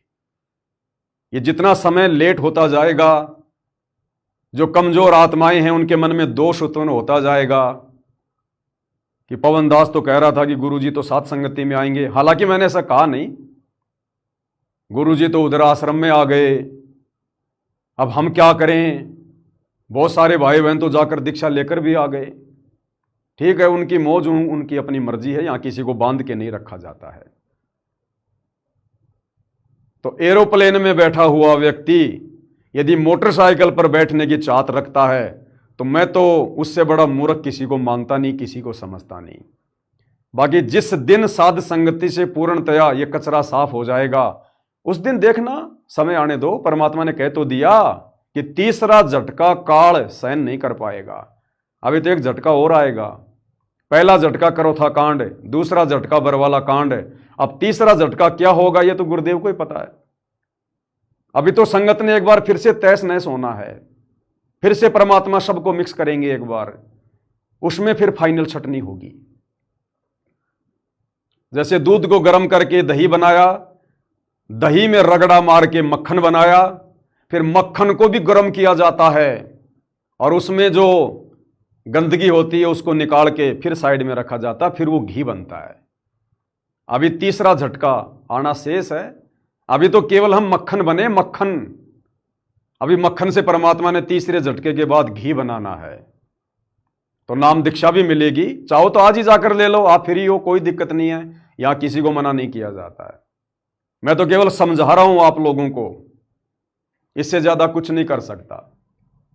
तो जो ये सोचते हैं कि साथ संगति से जुड़े रहे, संकल्प में रहे, नाम दीक्षा मिली नहीं, तो जितना लेट नाम मिलेगा तो भक्ति कमाई कैसे बनेगी। तो राजा दिलीप का उदाहरण उन भाई बहनों के लिए है। यदि आपको विश्वास है, गुरु को परमात्मा मानते हैं, सतलोक जाने की चाहत है, टारगेट आपका मोक्ष है, हर प्रकार से नियम मर्यादाओं में हो, बुराइयों से दूर हो, तो भैया थोड़े समय का सुमरण ही आपको परमेश्वर के लोक में पहुंचा देगा। फिर भी जो भाई बहन चाहते हैं कि भाई हम तो दीक्षा लेंगे, हमें नहीं रहना साथ संगति में, बहुत दिन रह ली हम साथ संगति में, अब गुरुदेव भगवान आ गए, अब तो हम जाकर दीक्षा लेंगे, तो उन भाई बहनों से मैं बड़े प्यार से प्रार्थना करूंगा, क्योंकि आप हमारे भाई बहन हो, हम सब एक परमात्मा के बच्चे हैं, और साथ संगति से जुड़कर किसी के प्रति कोई राग द्वेष मन मुटाव ईर्ष्या नहीं होती है। दूसरा हमारे प्रति रखे तो रखे उसके कर्म, लेकिन हम नहीं रख सकते, हम अपनी मर्यादाओं को नहीं तोड़ सकते। तो जो भगत भाई बहन साध संगति से जुड़े हुए हैं संकल्प दीक्षा लेकर, यदि वो नाम दीक्षा लेना चाहते हैं समय से पहले, तो उन भाई बहनों से मुझ पवन दास की प्रार्थना है, यदि आप दीक्षा भी लेना चाहते हो तो आप किसी नामदान केंद्र से मत लेना। जिस आश्रम में गुरुदेव भगवान विराजमान हो उसी आश्रम में जाकर नाम दीक्षा लेना, तो आपको उस नाम दीक्षा का लाभ मिलेगा। क्योंकि बिना गुरुदेव भगवान के सिर पर हाथ रखे आपका नाम दान नहीं फलेगा, उस नाम से आपकी कमाई जमा नहीं होगी, संग्रहित नहीं होगी। मान लीजिए आप नेपाल से हैं, आपने नेपाल के किसी नामदान सेंटर से या नेपाल के सतलोक आश्रम में जाकर दीक्षा ले ली। अब दीक्षा तो आपने ले ली, अब दीक्षा लेने के बाद आपको आशीर्वाद तो लेना पड़ेगा गुरुदेव का, बिना आशीर्वाद के तो दीक्षा काम करेगी नहीं। फिर आप क्या करोगे, जहां गुरुदेव भगवान बैठे होंगे आपने उस आश्रम में जाना पड़ेगा, वहां जाकर गुरुदेव से आप आशीर्वाद प्राप्त करोगे। अरे जब नाम दीक्षा कहीं से भी लेकर आपने गुरुदेव का आशीर्वाद लेने के लिए गुरुदेव के पास जाना ही पड़ेगा, तो क्यों ना आप वहीं पे जाके दीक्षा ले लो जहां पर गुरुदेव भगवान बैठे हैं। थोड़ा बहुत तो काम करेगी वो दीक्षा, कुछ तो फायदा होगा आपको। तो अगर नाम दीक्षा भी किसी ने लेनी है तो मुझ पवन दास की पर्सनल राय है, आप किसी नाम दीक्षा केंद्र या किसी ऐसे आश्रम में जाकर दीक्षा ना लें जहां पर गुरुदेव भगवान साक्षात विराजमान ना हो। आप उसी जगह पर जाकर गुरुदेव भगवान से दीक्षा प्राप्त करो जहां पर साक्षात गुरुदेव भगवान विराजमान हैं, और नाम दीक्षा के बाद आशीर्वाद लेना मत भूलना, अन्यथा वो दीक्षा आपके काम नहीं करेगी, आपका जो कनेक्शन है वो गुरुदेव से जुड़ा हुआ नहीं माना जाएगा। तो नामदान लेना है तो सीधा धनाना आश्रम जाकर ही लेने में फायदा होगा, क्योंकि वर्तमान में गुरुदेव भगवान सतलोक आश्रम धनाना में बैठे हैं। यदि कल को गुरुदेव भगवान सतलोक आश्रम के किसी दूसरी ब्रांच में जाकर बैठ जाते हैं तो फिर धनाना जाने का कोई फायदा नहीं है। आपने उसी आश्रम में जाकर दीक्षा लेनी होगी जिस आश्रम में गुरुदेव भगवान विराजमान हो, क्योंकि आशीर्वाद बिना नाम काम नहीं करेगा। तो ये मुझ पवन दास की तरफ से एक पर्सनल ओपिनियन आप भगत भाई बहनों को जो संकल्प दीक्षा वाले दीक्षा लेना चाहते हैं। अब देखो, जो भगत भाई बहन संकल्प दीक्षा वाले दृढ़ हैं कि भाई हम अपने स्टैंड पर क्लियर हैं, हम साध संगति से जुड़े हैं, जो गुरुदेव भगवान का यथार्थ मार्ग है, मोक्ष मार्ग है, और हमने हमेशा गुरुदेव भगवान की मर्यादाओं में रहकर भक्ति क्रिया की है, और अभी तक गुरुदेव भगवान ने साध संगति का जिक्र नहीं किया, जिस कारण से अभी किसी भी आश्रम में जाकर दीक्षा लेना हमारे लिए जल्दबाजी होगी। हाँ, यदि जिक्र हो जाता, गुरुदेव कुछ कह देते कि भाई साध संगति गलत है, सही नहीं है, ये पवन दास वास्तव में गुरुद्रोही है, तब तो भाई और बहनों आप लोगों का उसी दिन साध संगति को छोड़कर गुरुदेव के चरणों में जाना बिल्कुल जायज था। लेकिन हमारी परिस्थितियां कुछ अलग हैं। कौन नहीं जाना चाहता अपने परमात्मा के पास, कौन जाकर दीक्षा नहीं लेना चाहता। किसको दीक्षा नहीं चाहिए? मुझे भी सार नाम चाहिए भाई, आपको भी प्रथम नाम चाहिए, सतनाम चाहिए, सार नाम चाहिए। लेकिन अभी परिस्थितियां हम भाई बहनों के विरुद्ध हैं। अभी परमात्मा खुद नहीं चाहते कि मेरे बच्चे अभी मेरे पास में आए। ये उनकी अपनी प्रोसीजर है।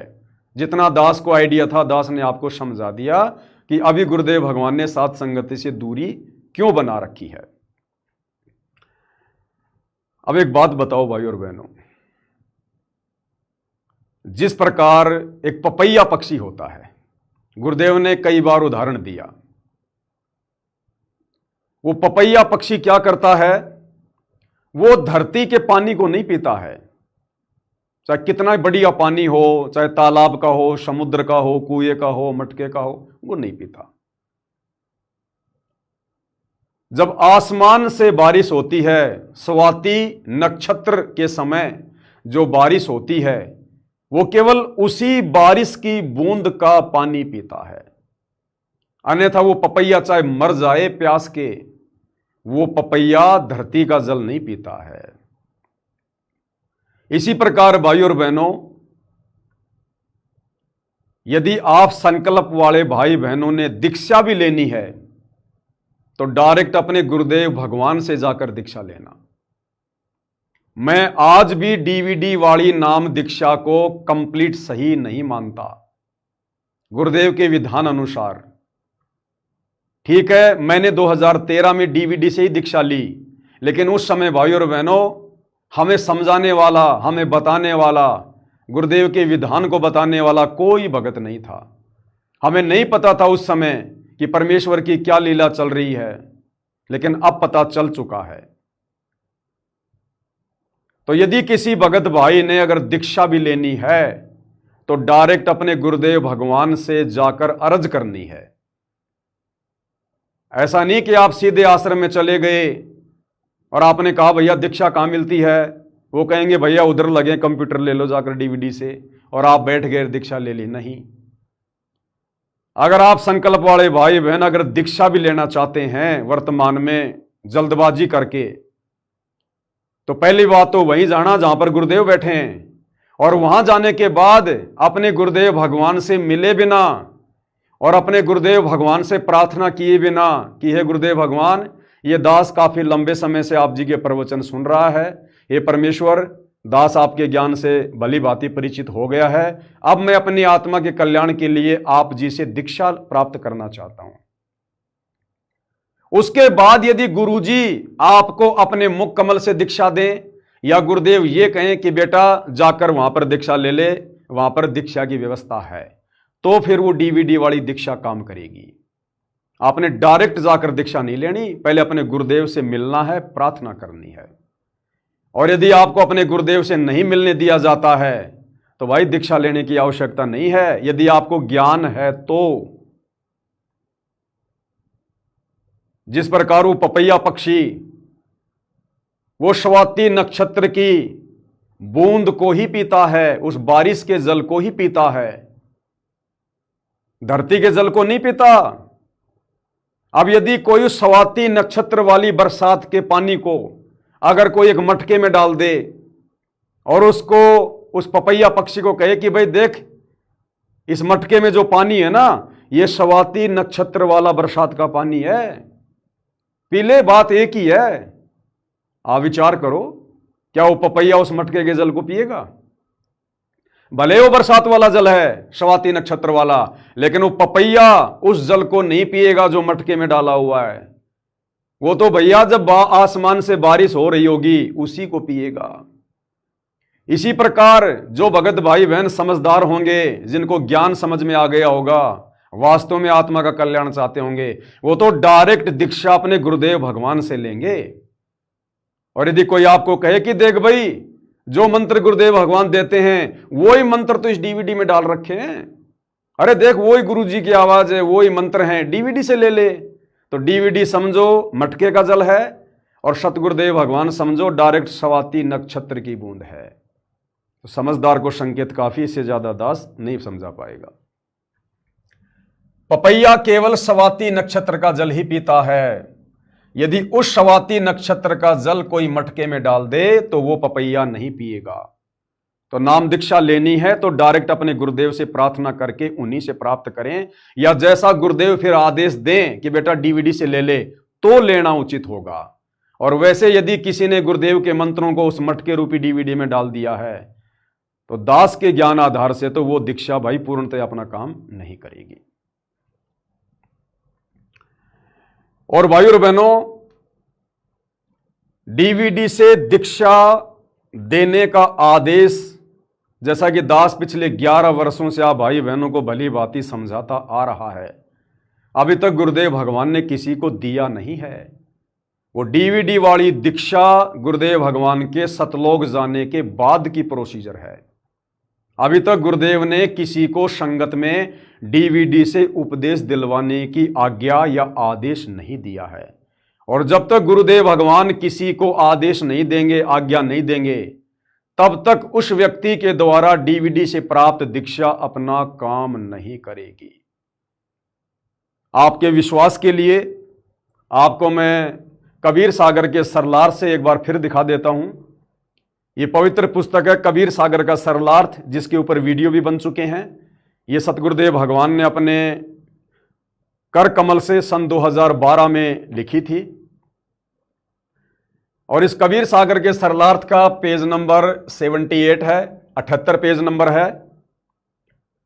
इसमें यहां से आप जी पढ़िएगा भाई और बहनों, गुरुदेव ने बिल्कुल सब कुछ क्लियर कर रखा है। कबीर वचन, परमेश्वर कबीर जी ने कहा कि मैंने तेरे पुत्र को दीक्षा देकर आगे दीक्षा देने का अधिकार दे दिया है। धर्मदास को कहा परमात्मा ने कि मैंने तेरे बेटे चूड़ामणि को दीक्षा देकर आगे नामदान देने का आदेश दे दिया है। लेकिन सतगुरु रामपाल जी ने अभी तक किसी भगत को डायरेक्ट नाम दीक्षा देने का या डीवीडी के माध्यम से नाम दीक्षा देने का कोई आदेश नहीं दिया है। यदि आगे आने वाले गुरु गद्दी वाले सत्य साधना त्याग कर काल साधना करेंगे तो फिर मेरा क्या दोष है? फिर मैं तो अपना कोई नाद शिष्य भेजूंगा जो मेरे पंथ को बढ़ाएगा, यथार्थ भक्ति मार्ग से भ्रमित जगत को सत्य भक्ति मार्ग दृढ़ करेगा। जब जब तेरे बिंद यानी वंश वालों को काल छलेगा तब मैं सहायता करूंगा। मैं नाद हंस यानी शिष्य परंपरा प्रकट करूंगा। नाद पुत्र यानी शिष्य रूपी पुत्र जो हमारा होगा उससे मेरे पंथ का प्रकाश होगा।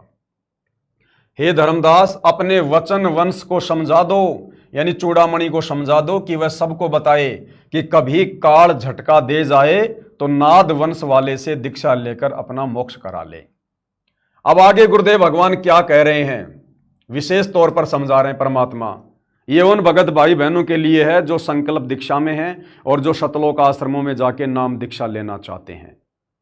विशेष गुरुदेव भगवान ने क्या कहा, विशेष मालिक ने बोलना पड़ रहा है कि विशेष। अब विशेष क्या है देख लो भाई। वर्तमान में मेरे यानी रामपाल दास द्वारा चलाया गया ये 13वां पंथ है, जिस पंथ में आप और हम सभी भाई बहन जुड़े हुए हैं। ये दास रामपाल दास अंतिम सतगुरु है, यानी सतगुरु रामपाल जी के बाद शरीर रूप में इस पंथ में कोई गुरु नहीं होगा। सतगुरु रामपाल जी शरीर रूप में अंतिम गुरु हैं। फिर नाम दीक्षा कैसे दी जाएगी? नामदान यानी नाम दीक्षा प्रकाश पुंज शरीर यानी इलेक्ट्रॉनिक बॉडी यानी डीवीडी से दिया जाएगा। डीवीडी से दिया जाएगा। 2012 में पुस्तक लिखी गई है, जबकि डीवीडी से दीक्षा तो 2009 से दी जा रही है। तो गुरुदेव ने यह क्यों नहीं लिखा कि डीवीडी से दीक्षा दी जा रही है? 2012 में गुरुदेव कह रहे हैं कि आगे डीवीडी से दीक्षा दी जाएगी, अर्थात अभी तक किसी को कोई आदेश डीवीडी से दीक्षा दिलाने का सतगुरु रामपाल जी की तरफ से नहीं है। अब आगे देखो, सब कुछ क्लियर कर रखा गुरुदेव ने, कोई जरा भी भ्रमणा में ना रहे, सब कुछ क्लियर कर रखा है। अब आगे अब के बाद नाद तथा बिंद का कोई चक्कर नहीं रहेगा। पहले भक्ति विधि गलत कर देते थे, जिस कारण से बिंद वाले पंथ भक्ति मार्ग को नष्ट कर दिया करते थे। अब भक्ति विधि ठीक रहेगी तो साधकों का मोक्ष निश्चित है।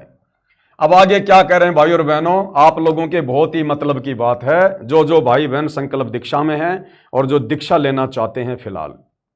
क्या कह रहे हैं गुरुदेव भगवान, अब तो डीवीडी से दीक्षा दिलाई जाएगी।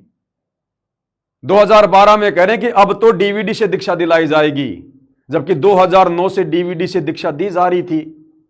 फिर वो प्रोसीजर किसने शुरू कर रखी थी भाई? गुरु की प्रोसीजर तो नहीं हो सकती वो, क्योंकि गुरु तो 2012 में कह रहा है अब तो डीवीडी से दीक्षा दिलाई जाएगी। इसका मतलब अभी तक गुरुदेव के आदेश से दीक्षा वाला जो कार्य है डीवीडी वाला, वो उनकी आज्ञा अनुसार नहीं है। अब तो डीवीडी से दीक्षा दिलाई जाएगी।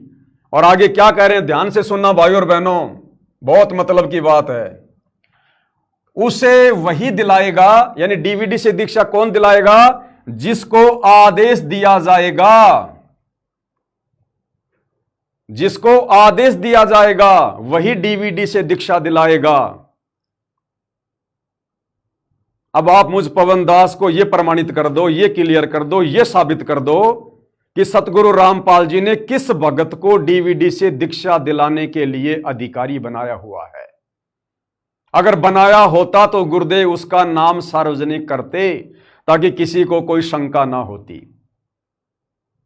और यदि डीवीडी से दीक्षा दिलाने के लिए गुरुदेव किसी को अधिकारी बनाएंगे तो एक को बनाएंगे। भैया आज तो 700-800 नाम दीक्षा केंद्र हैं और 700-800 नाम दीक्षा केंद्रों पर कई हजारों की संख्या में भगत भाई डीवीडी से नाम दीक्षा दिलवा रहे हैं, जबकि आदेश तो गुरुदेव ने किसी को दिया ही नहीं। सारे के सारे अनअधिकारी हैं। देखो ये प्रमाण आपकी आंखों के सामने पेश कर रहा हूं, अपनी तरफ से कुछ नहीं बोल रहा, ना मैंने पहले कभी बोला।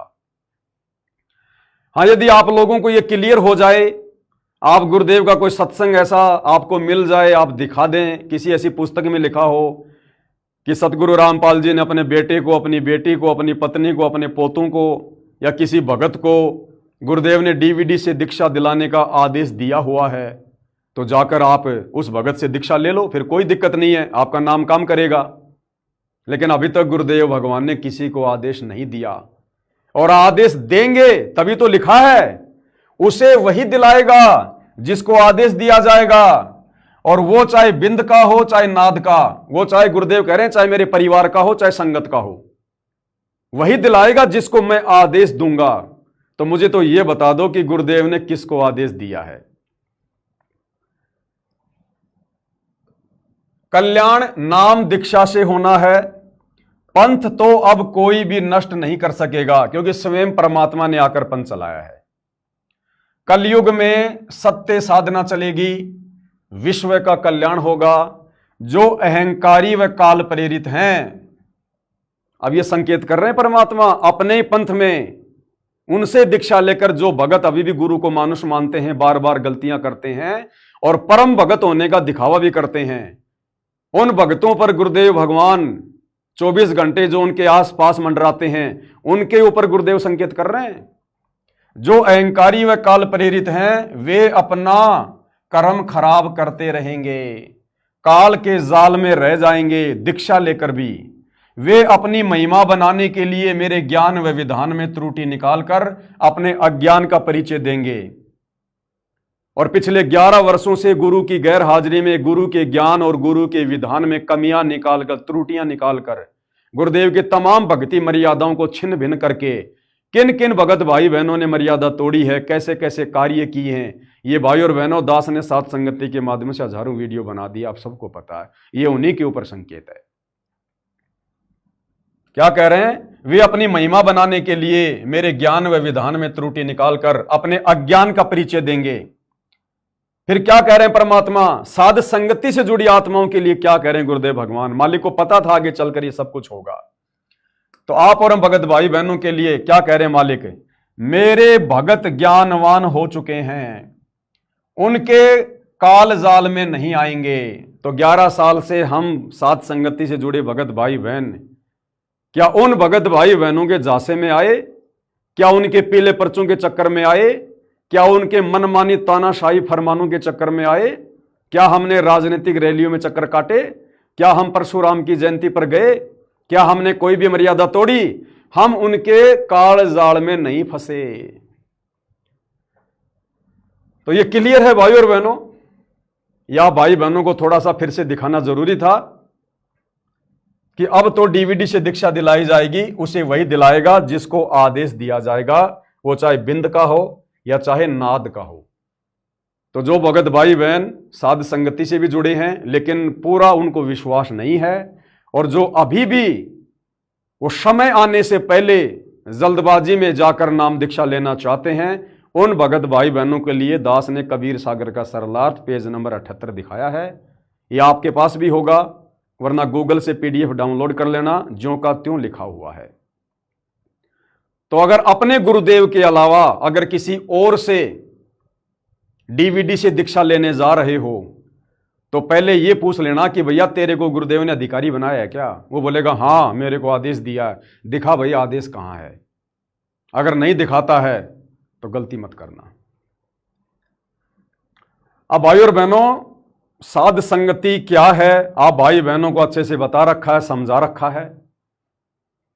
अब जो भाई बहन साध संगति से जुड़े हुए हैं और वो भाई बहन अपनी थोड़ी बहुत आध्यात्मिक कमजोरी के चलते, ज्ञान की कमी के चलते अगर ये सोच रहे हैं कि आज नहीं तो कल गुरुजी साध संगति में आएंगे, आज नहीं तो कल गुरुजी दूध का दूध और पानी का पानी करेंगे,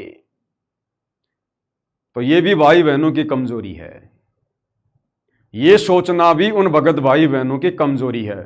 अगर गुरुदेव भगवान साध संगति में नहीं आए तो हमने कोई फार्म थोड़ी भरा था साध संगति से जुड़ने से पहले कि गुरुजी साध संगति में आएंगे आएंगे।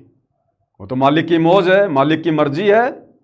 परमात्मा तो अपने से दूर रहकर भी अपने पंथ को चला सकता है, अपने भक्तों को संभाल सकता है, जैसे 11 साल से संभाला।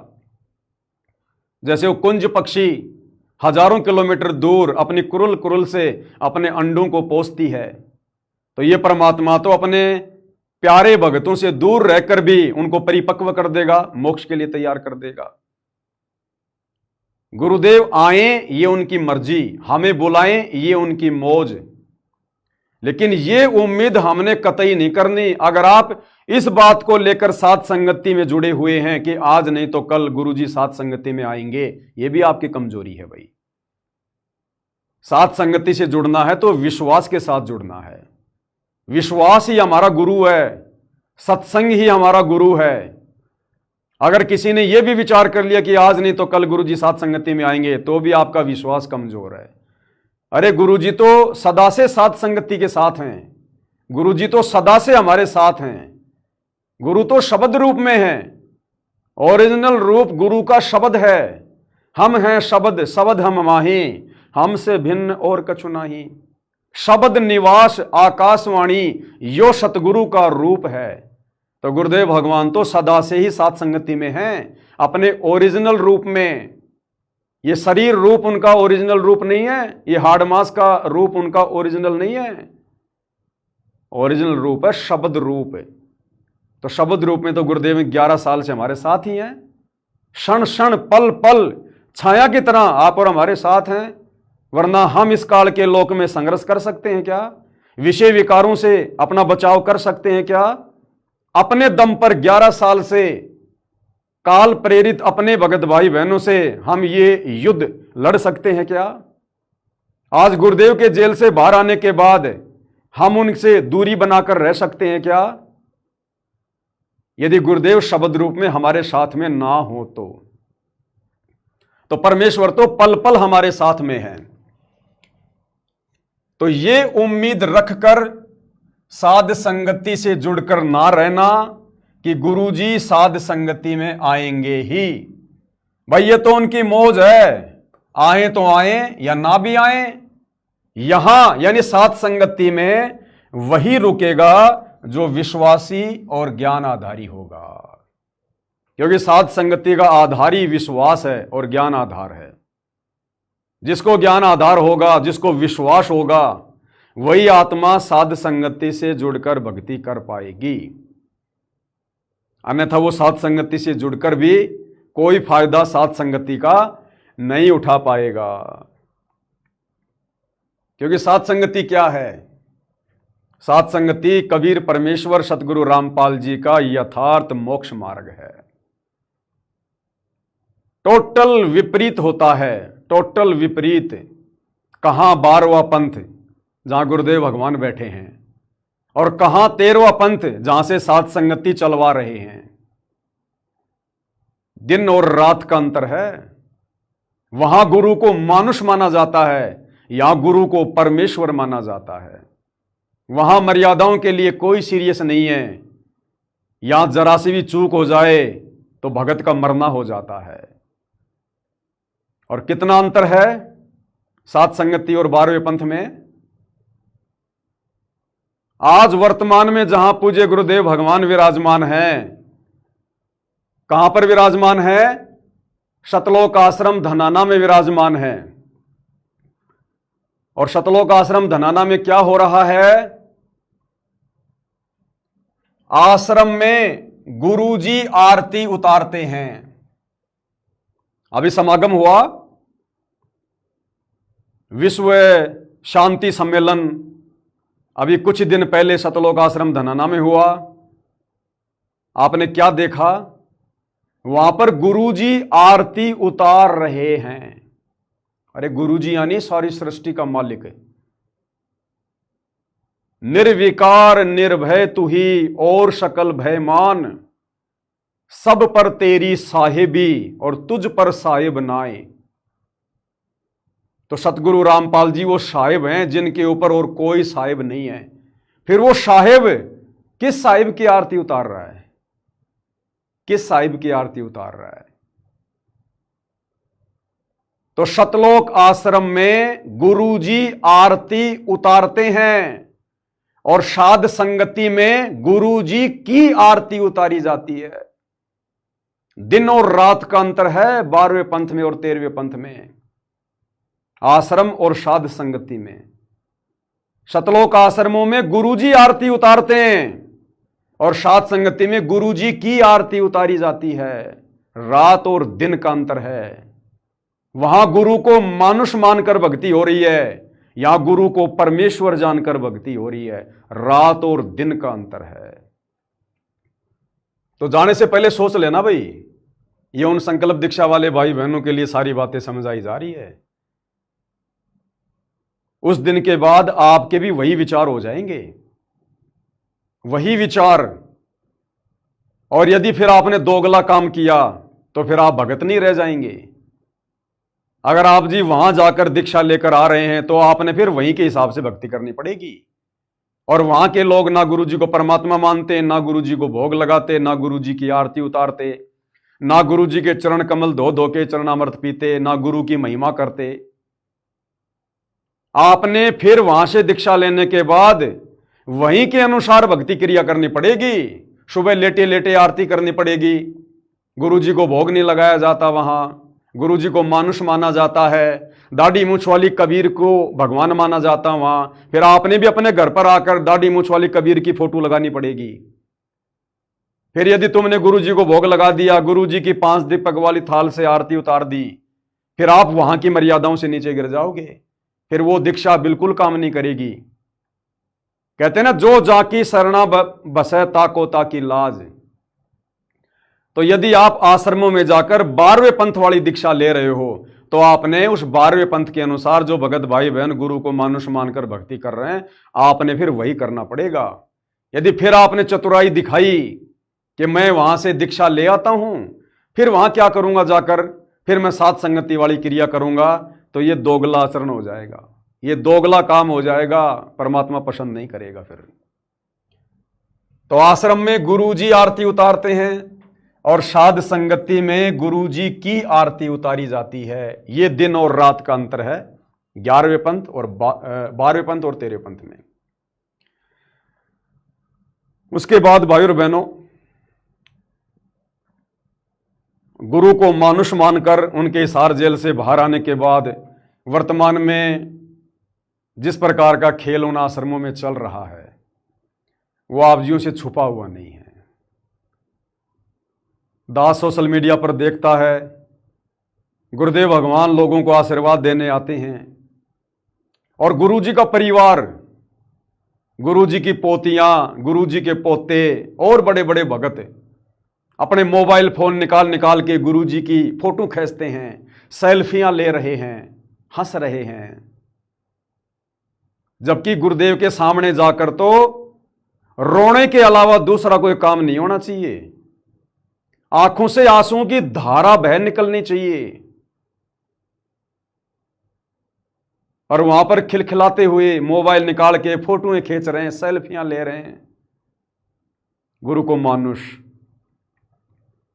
पहले वो जगत वाले गुरुदेव के लिए गिफ्ट लेकर आते थे। कोई तलवार ला रहा है, कोई हनुमान जी का घोटा ला रहा है, कोई पगड़ी ला रहा है, कोई अन्नपूर्णा मुहिम का कोई बड़ा सा मकान बना के ला रहा है, कोई फोटो बना के ला रहा है। अब उनकी देखा देखी भक्तों ने भी, जिन्होंने नाम उपदेश ले लिया, वो भगत भी गुरुदेव के लिए कागज के खिलौने बना बना के ला रहे हैं। कोई दाढ़ी मूछ वाले कबीर की कागज की फोटो बना के ला रहा है, कोई एक मकान सा बना के ला रहा है, कोई एक झोपड़ी बना के ला रहा है, गुरुदेव भगवान को दे रहे हैं। इन कागज के टुकड़ों से परमात्मा प्रसन्न नहीं होगा। इन टुकड़ों से परमात्मा प्रसन्न नहीं होगा। इतिहास भूल गए भाई बहन, भक्ति से धीरे धीरे दूर भाग रहे भाई बहन। गुरुदेव की वो कदर, वो इज्जत, वो सम्मान भाई बहनों के हृदय में नहीं रहा अब।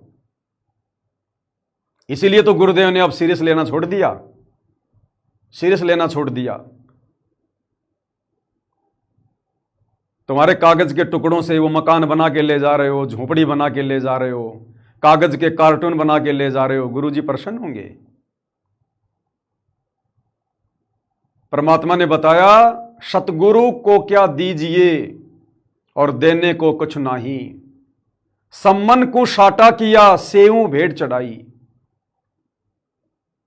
अरे 650 साल पहले सम्मन ने अपने हाथ से अपने इकलौते बेटे की गर्दन काट के सतगुरु की भेंट चढ़ाई थी। कागज का टुकड़ा नहीं दिया था, कोई कार्टून बना के नहीं दिया था, अपने इकलौते बेटे की गर्दन काट के सतगुरु के चरणों में चढ़ा दी उनकी इज्जत के लिए। उसके बावजूद भी सतगुरु प्रसन्न नहीं हुआ। अगर प्रसन्न हो जाता तो उसी जन्म में सम्मन का मोक्ष हो जाता। तुम्हारे कागज के टुकड़ों से परमात्मा प्रसन्न होगा? जिसने अपना बेटा काट के चढ़ा दिया उससे प्रसन्न नहीं हुआ।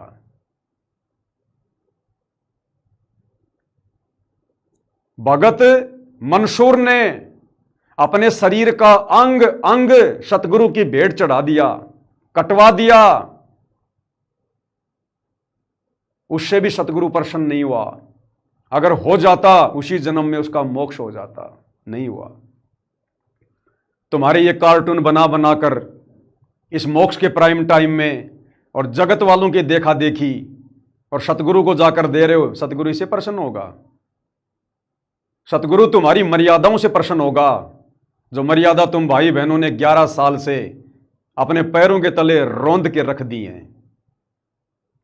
सतगुरु को परमेश्वर मानकर भक्ति करने से प्रसन्न होगा, जो आप भाई बहन अभी नहीं मान रहे हो। इन चीजों से सतगुरु प्रसन्न नहीं होगा। तुम तो कागज का टुकड़ा दे रहे हो। और गुरुदेव क्या कह रहे हैं? तन मन दिया तो भला किया, सिर का जासी भार, और जो कभी कह मैं दिया, बहुत सही सिर मार। कहते अपने गर्दन काट के चढ़ा दो तो भी सतगुरु प्रसन्न नहीं होगा। शीश उपाड़े भूमि धरे, ऊपर मच के पांव, कबीर का घर शिखर में तेरी गरज पड़े तो आव। तुम्हारे इन कागज के खिलौने से सतगुरु प्रसन्न होगा? सतगुरु को तो पता है ना, वो तो अंतर्यामी है, आत्मा का आईना उनके सामने रहता है। भले ही परमात्मा जी लीला कर रहे हैं ये कहकर कि भाई तुमने नाम ले रखा है, तुमने नाम ले लिया, अंतर्यामी को तो सब पता है, फिर भी लीला एक आम संत की कर रहा है। मालिक की वाणी है, बिन ही रसना नाम चलत है, निर्वाणी से नेहा, गरीब दास भोडल में दीपक छानी नहीं सनेहा। जिस प्रकार किसी बल्ब के ऊपर कोई मोमजामा लगा दिया जाए, कोई ट्रांसपेरेंट कोई कागज लगा दिया जाए तो बल्ब की रोशनी छुपती नहीं है, उसी प्रकार भगत कितना मर्यादा में है, कितनी भक्ति है, यह सतगुरु से छुपा हुआ नहीं है। तो सतगुरु को तो सब पता है, वो खिलौने देने से प्रसन्न नहीं होगा, वो तो मर्यादा और भक्ति से प्रसन्न होगा। तो भाई और बहनों, मैं तो प्रार्थना कर सकता हूं, विनती कर सकता हूं, हालांकि मेरी बात कोई मानता नहीं, कोई सुनता नहीं, कोई ज़्यादा सीरियस नहीं लेता, क्योंकि हम गुरुद्रोही जो ठहरे, हम तो संगत से निष्कासित हैं, हमारे को तो हर प्रकार से बैन कर रखा है। फिर भी प्रार्थना करना जरूरी है, हमारा कर्तव्य बनता है भक्ति मार्ग से भटके हुए भगत भाई बहनों को समझाने के लिए। तो केवल विनती कर सकते हैं, प्रार्थना कर सकते हैं भाई। इससे ज्यादा कुछ कहेंगे तो अब हमारे लिए उचित नहीं होगा, क्योंकि 11 साल से परमात्मा ने सीना ठोक कर डंके की चोट पर बिना डरे बिना घबराए लोगों ने सब कोशिश कर ली, मार लिया, पीट लिया, मुकदमे करवा दिए, जेल में डलवा दिया, आज भी मुकदमे चल रहे हैं, तारीख भोग रहे हैं, नहीं रुके, नहीं डटे। अब सतगुरुदेव भगवान जेल से बाहर आ गए तो फिर हमारी जिम्मेदारी खत्म हो जाती है, फिर हमारा बोलना, ज्यादा पसीने निकालना फिर थोड़ा शोभा नहीं देता, थोड़ा उचित नहीं लगता। इसलिए दास अब ज्यादा गहराई में जाकर बातें नहीं बताएगा, ना बता रहा है। जिसने जैसा बीज बोया है, अभी तीसरा झटका आना शेष है, वो परिणाम भी सामने आ जाएगा। तब तक साथ संगति से जुड़े भाई बहनों से मैं तो विनती कर सकता हूं, प्रार्थना कर सकता हूं, भाई अपने विश्वास को बना के रखो। वो तीसरा झटका आने में ज्यादा समय नहीं है। गुरुदेव ने क्लियर कर दिया कि आने वाले 4 साल के अंदर अंदर पूरी धरती पर आदि सनातन धर्म स्थापित कर दूंगा। तो साध वचन पलटे नहीं, चाहे पलट जाए ब्रह्मांड, तो होगा वो तो। और होगा कब? पूरी पृथ्वी पर आदि सनातन धर्म, यानी आदि सनातन धर्म का मतलब है जो ज्ञान, जो दीक्षा, जो मर्यादा सतगुरु रामपाल जी के पंथ में है वो पूरे विश्व में लागू हो जाएगी। तो वर्तमान में जिस प्रकार से दुनिया मौज मस्ती में जी रही है, भागादौड़ में जी रही है, इस हिसाब से तो आदि सनातन पंथ स्थापित नहीं हो सकता। तो उसके लिए क्या होगा? 4 साल के अंदर अंदर वो तीसरा झटका आएगा। उस तीसरे झटके में कुछ तो प्राकृतिक आपदा आएंगी, कुछ ये कृत्रिम आपदा आएंगी, युद्ध, महायुद्ध, वायरस वगैरह, कुछ अकाल, बाढ़, भूकंप, जो भी लड़ाई झगड़े जो भी है। तो जनसंख्या ज़्यादातर छट जाएगी, क्योंकि गुरुदेव ने भविष्य मल्लिका का समर्थन कर दिया और भविष्य मल्लिका में साफ साफ लिखा कि पूरे विश्व की जनसंख्या 64 करोड़ रह जाएगी। तो बस उतने लोग बचेंगे, और जो लोग बचेंगे फिर वो या तो ज्ञान से या फिर वो डर के मारे, दूसरा ऑप्शन बचेगा नहीं उनके पास सतगुरु रामपाल जी की शरण में आने के अलावा। तो ऑटोमेटिक ही फिर पूरे विश्व में आदि सनातन धर्म शुरू हो जाएगा। तो 4 साल हैं, ज्यादा समय नहीं है। जहां आपने 10 साल इंतजार किया, 4 साल कोई ज्यादा नहीं है। और 4 साल भी बहुत ज्यादा हैं। दीक्षा तो परमात्मा उससे पहले दे देंगे, साथ संगति का खुलासा तो उससे पहले ही हो जाएगा। तब तक आप जी धैर्य धारण कर सकते हो। तो भाई आपकी अपनी मौज, आपकी अपनी मर्जी, मैं तो ज्यादा दबाव दूंगा नहीं। भले अभी और इसी समय जाओ और दीक्षा ले लो, मेरा तो कोई नुकसान नहीं है। और दीक्षा लेने में कोई आपका भी नुकसान नहीं है। भाई दीक्षा लोगे तो मंत्र जाप करोगे, भक्ति कमाई बनेगी आपकी। मैं तो मना नहीं करूंगा, ना मैंने पहले किया। तो कुछ एक भगत भाई बहनों के इस प्रकार के मैसेज आ रहे थे, दास को खुलकर नहीं कह पा रहे थे, एक दूसरे के माध्यम से कह रहे थे। नेपाल से भी बहुत सारे भाई बहनों की शंका थी, कमला बहन ने दास को बताया। इंडिया से भी बहुत सारे भाई बहनों की शंका थी, हो सकता वो कह ना पा रहे हों। तो अंदर ही अंदर नहीं घुटना चाहिए भगत ने, ये स्वतंत्र मार्ग है। छल कपट यहां चलेगा नहीं। धोखाधड़ी तुम पवन दास के साथ तो कर सकते हो, लेकिन भगवान के साथ तो नहीं कर सकते, वो तो अंतर्यामी है। तो भाई आप जाकर दीक्षा ले सकते हो। अगर जाकर दीक्षा ले सकते हो तो मैंने आपको समझा दिया है, डायरेक्ट अपने गुरुदेव भगवान से पहले प्रार्थना करना। अरे जब जगत वाले लोगों को, जिन्होंने नाम दीक्षा नहीं ली, यदि उनको गुरुदेव से मिलने दिया जा रहा है तो आप लोगों को क्यों नहीं मिलने दिया जाएगा? आप जगत वाले बन के जाओ। और फिर भी आपको रोकें तो बोलो भैया ये बड़े बड़े नेता आ रहे, इन्होंने कौन सी दीक्षा ले ली? इसका मतलब इन आश्रमों में तो फिर दोगला आचरण हो रहा है। और जहां दोगला आचरण है फिर वहां से दीक्षा लेकर तुम कौन सा फिर दृढ़ होकर भक्ति करोगे, तुम भी दोगली भक्ति करोगे फिर। तो ये कॉमन सेंस की बातें हैं, आप जी देख लेना। बाकी कबीर सागर से आपको दिखा दिया है। अभी तक तो गुरुदेव ने किसी को डीवीडी से दीक्षा देने के लिए आदेशित किया नहीं है। अगर किसी को आज्ञा दी है तो उसको सामने खड़ा कर दो और उससे जाकर दीक्षा ले लो, नो प्रॉब्लम। तो आप भाई बहनों के विश्वास के लिए हर प्रकार से परमात्मा ने सारे प्रमाण दिलवा दिए हैं। बाकी सात संगतियों का कार्य अपना लगातार जारी है। ज्यादा हेडेक किसी ने लेनी नहीं, ज्यादा टेंशन किसी ने लेनी नहीं है। सबको सारी भक्ति क्रियाओं के बारे में अच्छे से पता है। परमेश्वर की क्या लीला चल रही है ये भी आप सबको पता है। मिशन गुरुदेव का खत्म हो चुका है ये भी आपको पता है। अब सात संगति से जुड़े भाई बहनों को ही मौका मिलेगा सतलोक जाने का, जो अंत तक मर्यादाओं में रहकर विशेष कसक और तड़प के साथ गुरुदेव को परमेश्वर मानकर भक्ति करते रहेंगे। बाकी आने वाले समय में जब गुरुदेव खुलासा कर देंगे तब सच्चाई स्वीकार करनी पड़ेगी। सच्चाई यही है जो आपको बता दी गई है, वरना गुरुदेव जेल से बाहर आते ही सात संगति का जिक्र कर देते। अभी 2 महीने से नहीं कर रहे तो इसका कारण क्या है ये भली बात समझ में आ जाना चाहिए। समय आने पर परमात्मा विस्फोट करेंगे। और ना हो हमें तो इतना दृढ़ होकर इतना विश्वास करके, क्योंकि गलत हम कुछ कर नहीं रहे, हमने ऐसा कोई काम किया नहीं जिससे कि गुरुद्रोह समझा जाए, हमने मर्यादा कोई तोड़ी नहीं है, हमारे मन में किसी के प्रति कोई द्वेष नहीं है, भक्ति हम गुरुदेव की कर ही रहे हैं। हम कहां से संगत से बाहर हो जाएंगे? कल को गुरुदेव सतलोक चले जाएंगे फिर कैसे भक्ति करोगे?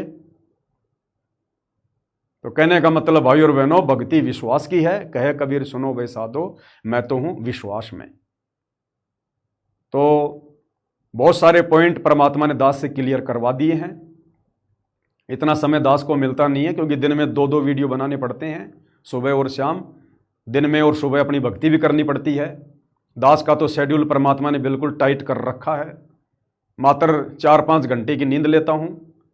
सुबह उठते ही 1-1.5 घंटे का सुमरण हो जाता है, 1 घंटा नित्यनियम में हो जाता है। उसके बाद में अपना 12 बजे से लेकर 2 बजे तक एक वीडियो बनता है। फिर शाम को संध्या आरती के बाद 8 से 10-11 बजे तक वीडियो बनता है। बीच में लाइव भी चलता रहता है। दोपहर का समय होता है, घर पर बैठकर अपनी 1-1.5 घंटा परमात्मा का सुमरण कर लेते हैं। कोई विशेष सेवा होती है तो दास कहीं बाहर जा पाता है, अन्यथा दास का तो परमात्मा ने शेड्यूल बिल्कुल टाइट कर रखा है। बकवाद के लिए, खरपतवार के लिए 1 सेकंड का भी समय नहीं है। और हम सबका कर रखा परमात्मा ने, सबका कर रखा है यदि कोई भक्ति करना चाहे तो। और ये विशेष मौका परमात्मा ने आप और हमारे ऊपर एक विशेष रहम के माध्यम से फरमा रखा है। आप और हमें भक्ति से फुर्सत नहीं और दुनिया को बेगार से फुर्सत नहीं। दुनिया को बेगार से फुर्सत नहीं। कोई गौशाला बनाने में लग रहा है, कोई धर्मशाला बनाने में लग रहा है, कोई स्टेडियम बनाने में लग रहा है, कोई मोटर पाइप बांटने में बिजी है। ना कभी उनकी ढंग से आरती होती, ना कभी वो सुमरण करते पूरे, ना कभी वो सत्संग सुनते, ना कोई ज्ञान चर्चा होती। और आप और हमें 24 घंटे परमात्मा ने टाइट कर रखा है। क्यों? क्योंकि परमेश्वर ने साध संगति से ही अपने हीरे मोती लालों की छटनी करनी है। तो जिनको माता पिता बड़ा अफसर बनाना चाहता है, बड़ा अधिकारी बनाना चाहता है, उसे माता पिता पढ़ाता भी है और उसका खर्चा भी उठाता है। और जिस बच्चे को माता पिता ने नहीं पढ़ाना होता उसको खेतों में मजदूरी पे लगा देता है। तो भाई और बहनों, समझदार को संकेत ही काफी है। बाकी पवित्र पुस्तक ज्ञान गंगा के ऊपर वीडियो बनाने की श्रृंखला जारी है।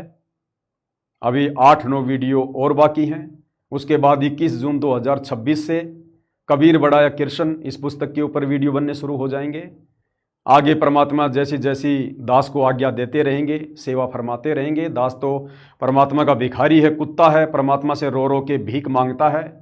तब कहीं जाकर परमात्मा सेवा का टुकड़ा डालते हैं दास को, ताकि दास की भक्ति बनी रहे, दास भक्ति मार्ग पर टिका रहे। वरना खाली दिमाग शैतान का घर, कब क्या बकवाद कर दे यहाँ किसी का कोई भरोसा नहीं है। तो भाई और बहनों, परमेश्वर के चरणों में लगे रहो, दृढ़ता के साथ में बने रहो। परमात्मा है तो सब कुछ है। और जिस दिन परमात्मा का पंजा सिर से हट गया, जैसे लाखों भगत भाई बहनों के सिर से हट चुका है, वो आज देख लो किस प्रकार से बेगार करने में व्यस्त हैं। तो इतना कहूँगा, इससे ज़्यादा कहने को कुछ नहीं है। आगे परमात्मा प्रेरणा करेंगे, संदेश से देते रहूँगा। तब तक गुरुदेव भगवान हम सबको आज्ञा दें, आशीर्वाद दें, सद्बुद्धि दें, हमारा मार्गदर्शन करें, हमें भ्रमने भटकने से बचाएं। बंदी छोड़ सतगुरु रामपाल जी परमेश्वर जी की जय हो।